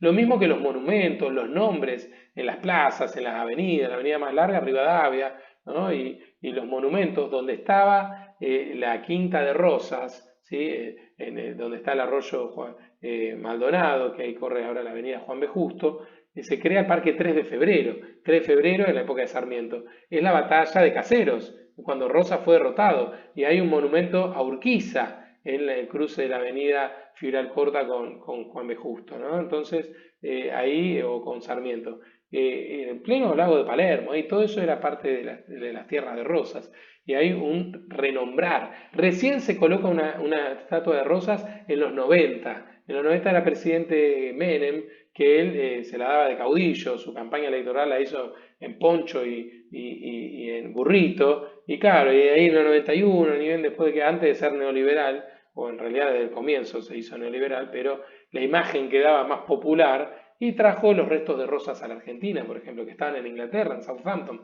lo colocó en el billete de 20, ahí hubo un revisionismo, estuvo más del lado revisionista de la historia, pero siempre se construye desde el presente, se mira el pasado. Bueno, esa construcción se hizo a fines del siglo XIX y aparecen las fechas patrias, ¿sí? De San Martín, de Belgrano, después va a aparecer la de Sarmiento, que Sarmiento sea el creador de la escuela, y cuando en realidad vimos que también Belgrano tenía un gran eh, sentido de la educación pública y propuestas. Pero bueno, y ver esto de cómo se va creando una identidad nacional que para el periodo de la Revolución de Mayo, entre 1810 y 1860, como ahí cita Chiaramonte, no existía la identidad de argentino. Argentino remitía a porteño y recién después de 1860 se va a empezar a utilizar el concepto argentino y se va a ir empezando a crear esa identidad. No solo con la labor de la escuela, sino como vemos que también señala Claudia, desde la historia, desde los monumentos, desde el Panteón Nacional. Y claro, antes tenía la nación una referencia netamente política. Se entendía por nación argentina, bueno, los que viven en Buenos Aires o la nación americana eran los países que van surgiendo en América después de la independencia. Pero bueno, después acá aparece la idea romántica, porque lo que queda en discusión es esto de una idea esencialista. ¿Existe siempre la nación argentina siempre existió? ¿O una conceptualización orgánica, una idea de que, bueno, es algo creado, ¿sí? Histórico, ¿no? Y ahí como que siempre están en pugna estas dos visiones. La idea romántica también es más esencialista, además siempre existió la nación, hay que ir a buscar sus orígenes nada más. Pero lo cierto es que cuando se construye, después de 1860, acá ven la dicotomía, ¿no? Las dos concepciones de la nación, contractual, más política, se crea el Estado, se crea la nación, o esencialista, hay que ir a buscarla a unos inicios, ¿no? Porque siempre existió. ¿No? Esas contradicciones que habla, que yo le decía esto al principio cuando hablábamos de las guías de preguntas y demás, eh, no se queden en el detalle en este texto que, como les decía, es parte de un trabajo de la tesis de licenciatura de Claudia. Ahora, bueno, para lo que fue la tesis doctoral cambió bastante el eje de la investigación, ahora trabaja más cuestiones de salud, otros textos que vamos a estar viendo, bien podría haber escrito sobre lo que también escribió Marianela o o Beatriz o María Eugenia, ¿no? Sobre el tema de salubridad y el Estado y políticas sanitarias, ¿no? Pero en esta época estaba más en la cuestión de lo ideológico y la cuestión de la nacionalidad, ¿no? Esta discusión entre cosmopolitas y nacionalistas. ¿Qué pasa hacia fin del siglo XIX? Llegan todos estos inmigrantes, ¿no? Italianos, españoles, rusos, polacos, y ahí la élite criolla se plantea un poco, bueno, ¿y quién es argentino? ¿Todo el que viene acá es argentino? Y bueno, y ahí entra la dicotomía, esa dicotomía de y cosmopolita. Bueno, sí, todo hombre del suelo que habite, o todo hombre que venga a habitar suelo argentino es argentino, y ahí muchos de esos lo miraban con recelo, decían, no, no, a ver, pará, somos los que venimos desde antes, los verdaderos argentinos. Y más que esto viene con ideología rara, con el socialismo, con el anarquismo, con el sindicalismo. Lo vimos mucho en la película La Patagonia Rebelde. Entonces, claro, ahí aparece la dicotomía cosmopolita versus nacionalista. Ese nacionalismo que defiende el argentino es el argentino que vino de la época de los españoles o de los que hicimos la Revolución de Mayo, pero que no se vengan a subir al barco, ¿no? Esto del arribismo, ¿no? De la invasión aluvional, ¿no? Como si fuera un diluvio, ¿no? Que llegan y llegan migrantes y migrantes. Así que bueno, eso es un poquito lo que van a encontrar en el texto de Claudia, pero ya les digo, no se rompan la cabeza si no entienden algunas partes o si las preguntas que ella subió no las pueden responder todas. Me pueden preguntar también si quieren, pero no es lo que vamos a poner el eje, ¿no? Pero bueno, ya vamos 1 hora y media de clase, es verdad que la primera media hora fue para explicar algunas cositas prácticas, pero volvamos acá a ver si quedó alguien, ¿no? ¿Cuántos somos? 20. Bueno, bien ahí, fieles escuchantes. Bueno, Budapest, muy bien ahí, exacto, en la Hungría, también en la unión de un lado y del otro, ¿no? De un río, ¿sí? La ciudad de Budapest. El recuerdo que chequeé si sigue grabando, sí, sigue grabando, eso lo estuve viendo siempre. Bueno, gracias. Ah, porque Esther es de origen húngaro seguramente, muy rico, una cultura muy linda la de los magiares, ¿no? Como los pueblos originarios de Hungría. Pero han venido inmigrantes, vean ustedes, de todas partes del mundo. Entonces este apellido de nuestra compañera Esther seguramente es húngaro Lorinx. Y también hay medio polaco, ¿no? El CZ, algunos son polacos, ¿sí? Vino mucha gente de Europa Oriental, ¿no? Pero bueno, preguntas, consultas, comentarios, quejas, ahora o nunca, vamos, no, ahora o después. Pero aprovechemos estos minutitos antes de las 5, conexión. ¿Alguna pregunta? ¿Duda? ¿Están ahí? A veces siento que estoy hablando solo frente a la máquina, pero no, sé que están ahí las 20 personas conectadas, pero no hay duda. Profe, una consulta, Sofía, decime. Escribíla, por ahora no, dice Cami. Mientras va escribiendo Sofía, o si quiere desactiva el micrófono y me pregunta, pero me pregunta muy bien ahí Esteban si el Vaticano es un ejemplo de Estado sin nación. Exacto, ¿no? Porque es el Estado de la Iglesia Católica, podríamos decir que la nación serían todos los católicos del mundo, y que el Estado, no todos los que viven ahí, muchos son funcionarios y bueno, la mayoría deben ser católicos, pero está metido dentro de lo que es Roma, en Italia, ¿no? Entonces es un Estado muy particular, es el Estado más chico del mundo, es una monarquía, porque bueno, ¿quién elige al Papa? Y una especie de nobleza que son los cardenales, ¿no? Que son los obispos más viejos de cada país del mundo, van ahí, hacen el famoso cónclave, y bueno, eligieron un argentino, ¿no? Pero hoy por hoy Francisco ya no es más argentino, es la cabeza del Estado Vaticano. Entonces es como un monarca, es casi una teocracia, ¿no? Porque tiene que ver con lo religioso, pero bueno, es un caso muy particular. Pero es verdad que no hay una nacionalidad vaticanaense. De hecho, muchos están un tiempo y después van a vivir a Italia u a otras partes del mundo, porque son de distintas órdenes religiosas que les toca estar ahí en el Vaticano por un mandato que los eligen de sus congregaciones y viven ahí. Está la famosa Guardia Suiza, que son como el ejército que ellos tienen, pero obvio que no es para una guerra, sino para cuidar al Papa. Bueno, ahí hay mucho, yo me leí antes las novelas de Dan Brown, están buenas, hay una que es sobre el Vaticano y ahí la Guardia Suiza y todas las confabulaciones y demás, pero es interesante, muy buena pregunta Esteban. La guía de preguntas, ¿tiene una fecha de entrega? No, no hay que entregar la guía de preguntas, nunca la tienen que entregar, es para ustedes, es para ir haciendo los textos, la lectura de los textos teniendo en claro qué es lo más importante, pero eso no es el parcial y no lo voy a corregir, no sería imposible y para ustedes no es obligatorio. Háganlo si quieren, si les sirve, es una ayuda que yo les mandé para ver esto de si les da una mano, ¿no? a la hora de leer los textos, pero si se transforma en una complicación para ustedes, como por ejemplo hay un texto que las preguntas son complicadas, no las entienden, no las hagan, digo, o consúltenme, elijan ustedes, pero digo, no es que eso es para entregar y mucho menos de que tienen que tener todas las respuestas para llegar bien preparados para el parcial. Pueden llegar con todo leído, marcado, con lo que se explica en las clases, entendido, que es lo que acá dice Brian, ¿se entendió? Perfecto. Ahora bien, sí va a haber una pregunta única el día del parcial y la respuesta va a tener que ser de una hoja, lo que ustedes tienen que escribir. Y ahí sí tienen que meter todo lo que estuvimos viendo. Así que bueno, Sofi, me alegro que hay carita feliz, es que quedaste más tranquila. Bueno, ¿alguna otra pregunta? Consulta. Bueno, ahí ¿quiénes quedamos? Son 20. Profe, Sí, Fede, decime. yo no había entendido lo de subjetivo, ¿viste? Sí, El concepto. claro, es que hay una carga valorativa, ¿no? Entonces, tiene que ver con esto de que la nacionalidad no alcanza con elementos objetivos. Por ejemplo, el argentino y el uruguayo, ¿hablan en el mismo idioma? Sí. ¿Habla Sí. la religión mayoritaria del catolicismo? Pongámosle que sí. ¿Comen dulce de leche, toman mate, juegan al fútbol y les gusta el tango? Sí. Entonces, somos lo mismo argentino y uruguayo. No es decir un uruguayo que es argentino o un argentino que es uruguayo. No. Mm. Y más si hablamos del No, fútbol, sí. ¿no? Rubén Paz es uruguayo, Maradona es argentino. Entonces, hay algo subjetivo, algo en el proceso histórico hizo que los orientales quieran ser un país independiente. Y bueno, tuvo mucho que ver ahí la guerra con el Brasil, Inglaterra y demás, pero ya antes había un sentimiento de pertenencia oriental. Que ellos quisieron formar parte de la provincia de Sudamérica, sí, pero mira, Argentina le puso tanto palo en la rueda que cuando la quiso incorporar, que fue para la guerra con el Brasil, fue todo un lío, ¿no? Hay mucho hasta de casualidad a veces en la frontera y cómo surgieron los estados, pero después también habrá habido mucho del Estado uruguayo de construir esa nacionalidad. Yo me acuerdo, mi mamá era uruguaya y ella de chiquita iba a la escuela primaria y tenían una especie de Sarmiento uruguayo, se llamaba José Pedro Varela, era el político del Mm. siglo XIX que construyó la escuela pública, todo lo mismo que hizo acá Sarmiento.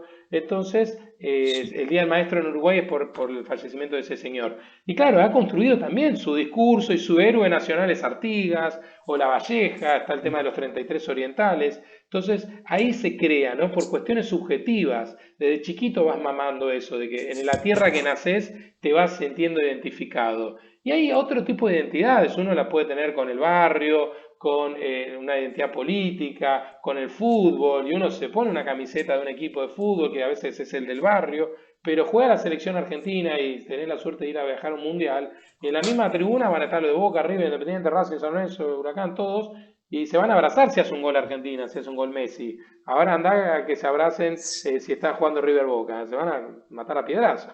O no, ojalá que no, Sí, pero sí. bueno, ahí hay algo que te enfrenta. Pero cuando hay algo superior, bueno, esa identidad desde el punto de vista político la creó el Estado para que el tucumano, el riojano, el santiagueño, que venían de guerras civiles de décadas, terminen siendo argentinos y que después también durante décadas el Estado se preocupó de que el ruso, el polaco, el italiano, el español aprendan el castellano, sobre todo el ruso, el polaco y el italiano, aprendan el castellano y se vayan sintiendo argentinos porque nacieron en Argentina. Hay una cuestión de sentimiento. ¿Sí? Mi abuelo, que era también inmigrante, que era español, amó a la Argentina porque vivió tres cuartas partes de su vida ahí, mucho más en Argentina que en España, pero él nunca se nacionalizó y él siempre decía yo soy español y vivía pensando en España y volvió una sola vez en su vida, pero amaba su país de origen, pero se tuvo que Mm. ir porque se estaba por venir la guerra civil y demás, Sí. ¿no? Pero bueno, gracias Fede. ¿Alguna otra pregunta? Dale, gracias. Voy a ver ahí qué han escrito, porque en el chat creo que había preguntas. Lucila preguntaba, ¿respuesta de una hoja? Sí, aprox. Después vamos a ver. No sé si eso les pareció mucho o poco, pero bueno, vamos a ver. Cuando tengan las consignas, se las voy a mandar y les voy a explicar bien en qué consiste eso. Lo importante no es la cantidad, sino la calidad de ese escrito. Bueno, Hungría vinieron sus abuelos, Esther, qué lindo, esa historia de la microhistoria, ¿no? Uno puede reconstruir desde sus abuelos la historia del país, ¿no? Porque, ¿qué hacía un húngaro? Bueno, Ladislao Biró también vino de Hungría y en la presidencia de Agustín Pedro Justo, después del golpe del 30, entre el 32 y el 38, gobernó ese hombre, fue el que le propuso y le pidió plata para patentar el gran invento argentino, uno de los grandes inventos argentinos, la virome. ¿sí? Lo que hoy usamos, lapicera, la Bic, bueno, pero en realidad es un invento de un húngaro, ¿no? Inmigrante de Argentina. Bueno, tienen su historia propia, claro. Bueno, está bueno, ¿no? Este tema, ¿no? Porque podríamos hablar un montón de cosas, ¿no? De las nacionalidades, ¿no? De los inmigrantes, de los locales, ¿no? Hoy por hoy América Latina tiene mucho de componente europeo, pero vamos a leer la clase que viene, de paso nos metemos un poquito en la clase que viene, el texto de Laura Puga, porque hablamos un poco de la sociedad y lo tenemos que cruzar, siempre tenemos que hacer ese cruce con lo que ya vimos, ¿no? De ir relacionando todo, porque eso se va a tratar el parcial, de relacionar todo lo que vieron en una cabilla, bueno, arréglensela. Todo lo que vimos, ¿cómo lo pongo en una paginita? Bueno, es como si un artículo periodístico le dice, yo soy el diario de la Nación, Clarín, página 12, tenés que escribir 500 palabras, porque eso es lo que se va a publicar mañana entre la página 2 y 3. Y bueno, vos tenés que hacerlo, sea de lo que sea, de la historia de la Argentina, en esa cantidad de palabras. ¿Sí? Bueno, es un ejercicio lindo porque, bueno, el periodismo nos enseña mucho. Nosotros como ejercicio final siempre íbamos a tener, porque el año pasado empezamos con un micro radial. En la radio también, cuando fuimos con unas historias que los chicos habían escrito 10 hojas y tenían para hablar una hora, la chica de la radio nos decía, no, cada chico tiene que hablar un minuto y se tienen que ir interrumpiendo, o sea, como si fuera un diálogo, no sentarse a leer, porque cualquier oyente a los 2 minutos te apaga la radio si tenés un tipo que te está leyendo 15 minutos. Tenés que hablar menos de 20, 30, 40 segundos y otro, contrastar otra idea y dar otro aporte y así, así. Bueno, lo mismo pasa cuando escribimos, ¿no? Tiene que ser concreto, demostrar que entendieron qué es lo importante. A mí lo único que me importa es que ustedes aprendan, que entiendan, que comiencen a pensar estos temas tal vez de un modo distinto. Porque bueno, yo también cursé esta materia hace más de 20 años, o un poco menos, sí, no, más de 20 años, y me ayudó a entender un poco mejor el presente de la Argentina o el presente de aquel entonces, ¿no? A partir de entender un poco el pasado. Decía Bob Marley, if you don't know the past, you don't know the future. Si no conoces el pasado, no conoces el futuro. Entonces, bueno, ustedes que son los argentinos y argentinas del presente y del futuro, tenemos que conocer y masticar mucho nuestro pasado. Así que bueno, ahí tenemos para la semana que viene el de Laura Puga, derribando un poco ese mito que decía todos los argentinos bajamos de los barcos. Y ni que hablar de ella, es media rubiecita de ojos claros, Laura, pero debe tener Puga italiano, de esas italianos del norte que son medio rubiones porque están cerca de Suiza. Bueno, pero desmitificando eso, no somos todos rubios de ojos celeste, como decía el expresidente. Acá hay mucho, y a mí me encantaría ser más morocho y de piel trigueña y piel oscura, de pelo bien oscuro. Yo tengo mucho gen español por la barba, supongo, de mi abuelo. Y los indios, los naturales de América, cuando veían los españoles, lo primero que les llamaba la atención era su barba, ¿no? Porque el pueblo originario, el americano, puro, puro, puro, es lampiño, no tiene mucho pelo en la tez, en la barba.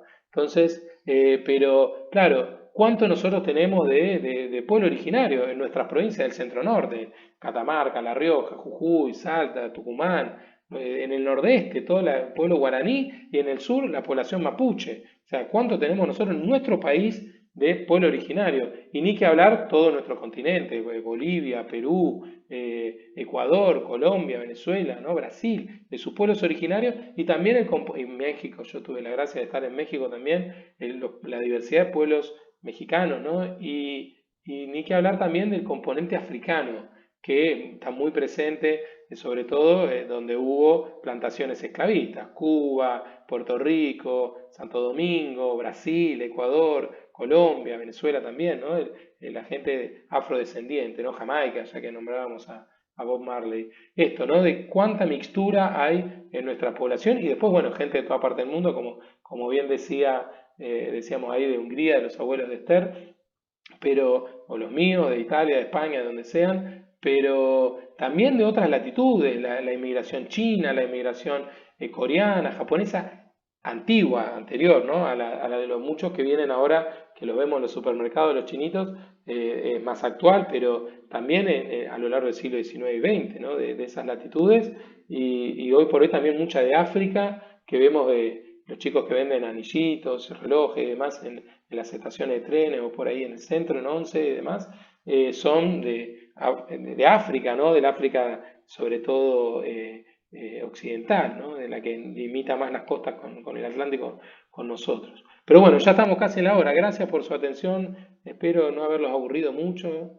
así que bueno, nos vemos el jueves y a leer entonces el texto de Laura, que es del libro, o sea, hay que buscar el PDF, ese que circuló en el WhatsApp, y los dos textos que sí, haciendo clic acá en el Facebook, están los links, que también son de Saborido, pero van a hablar sobre la sociedad, que es un poco nuestro tema de la clase que viene, la construcción de la sociedad argentina, y la estratificación social. ¿Qué quiere decir eso? Cómo está dividida la sociedad hacia adentro, ¿no? Cómo se puede hablar de clases sociales. Sobre eso podemos hablar y mucho y también vincularlo con el texto de Laura que se refiere más que nada a la Argentina. Como hoy el de Claudia también nos hablaba más de la Argentina, de dos conceptos que trabajamos mucho con otros autores que son el Estado y la nación, la construcción de la nacionalidad en la Argentina. Así que bueno, si no hay más preguntas, no hay más comentarios, les dejo un fuerte abrazo y nos vemos el día jueves. Chao, profe, gracias. Chao chicos, chicas, nos vemos. Hasta el Chao, jueves. profe. Hasta el jueves. Chao, chao. Dejo de grabar. Tac.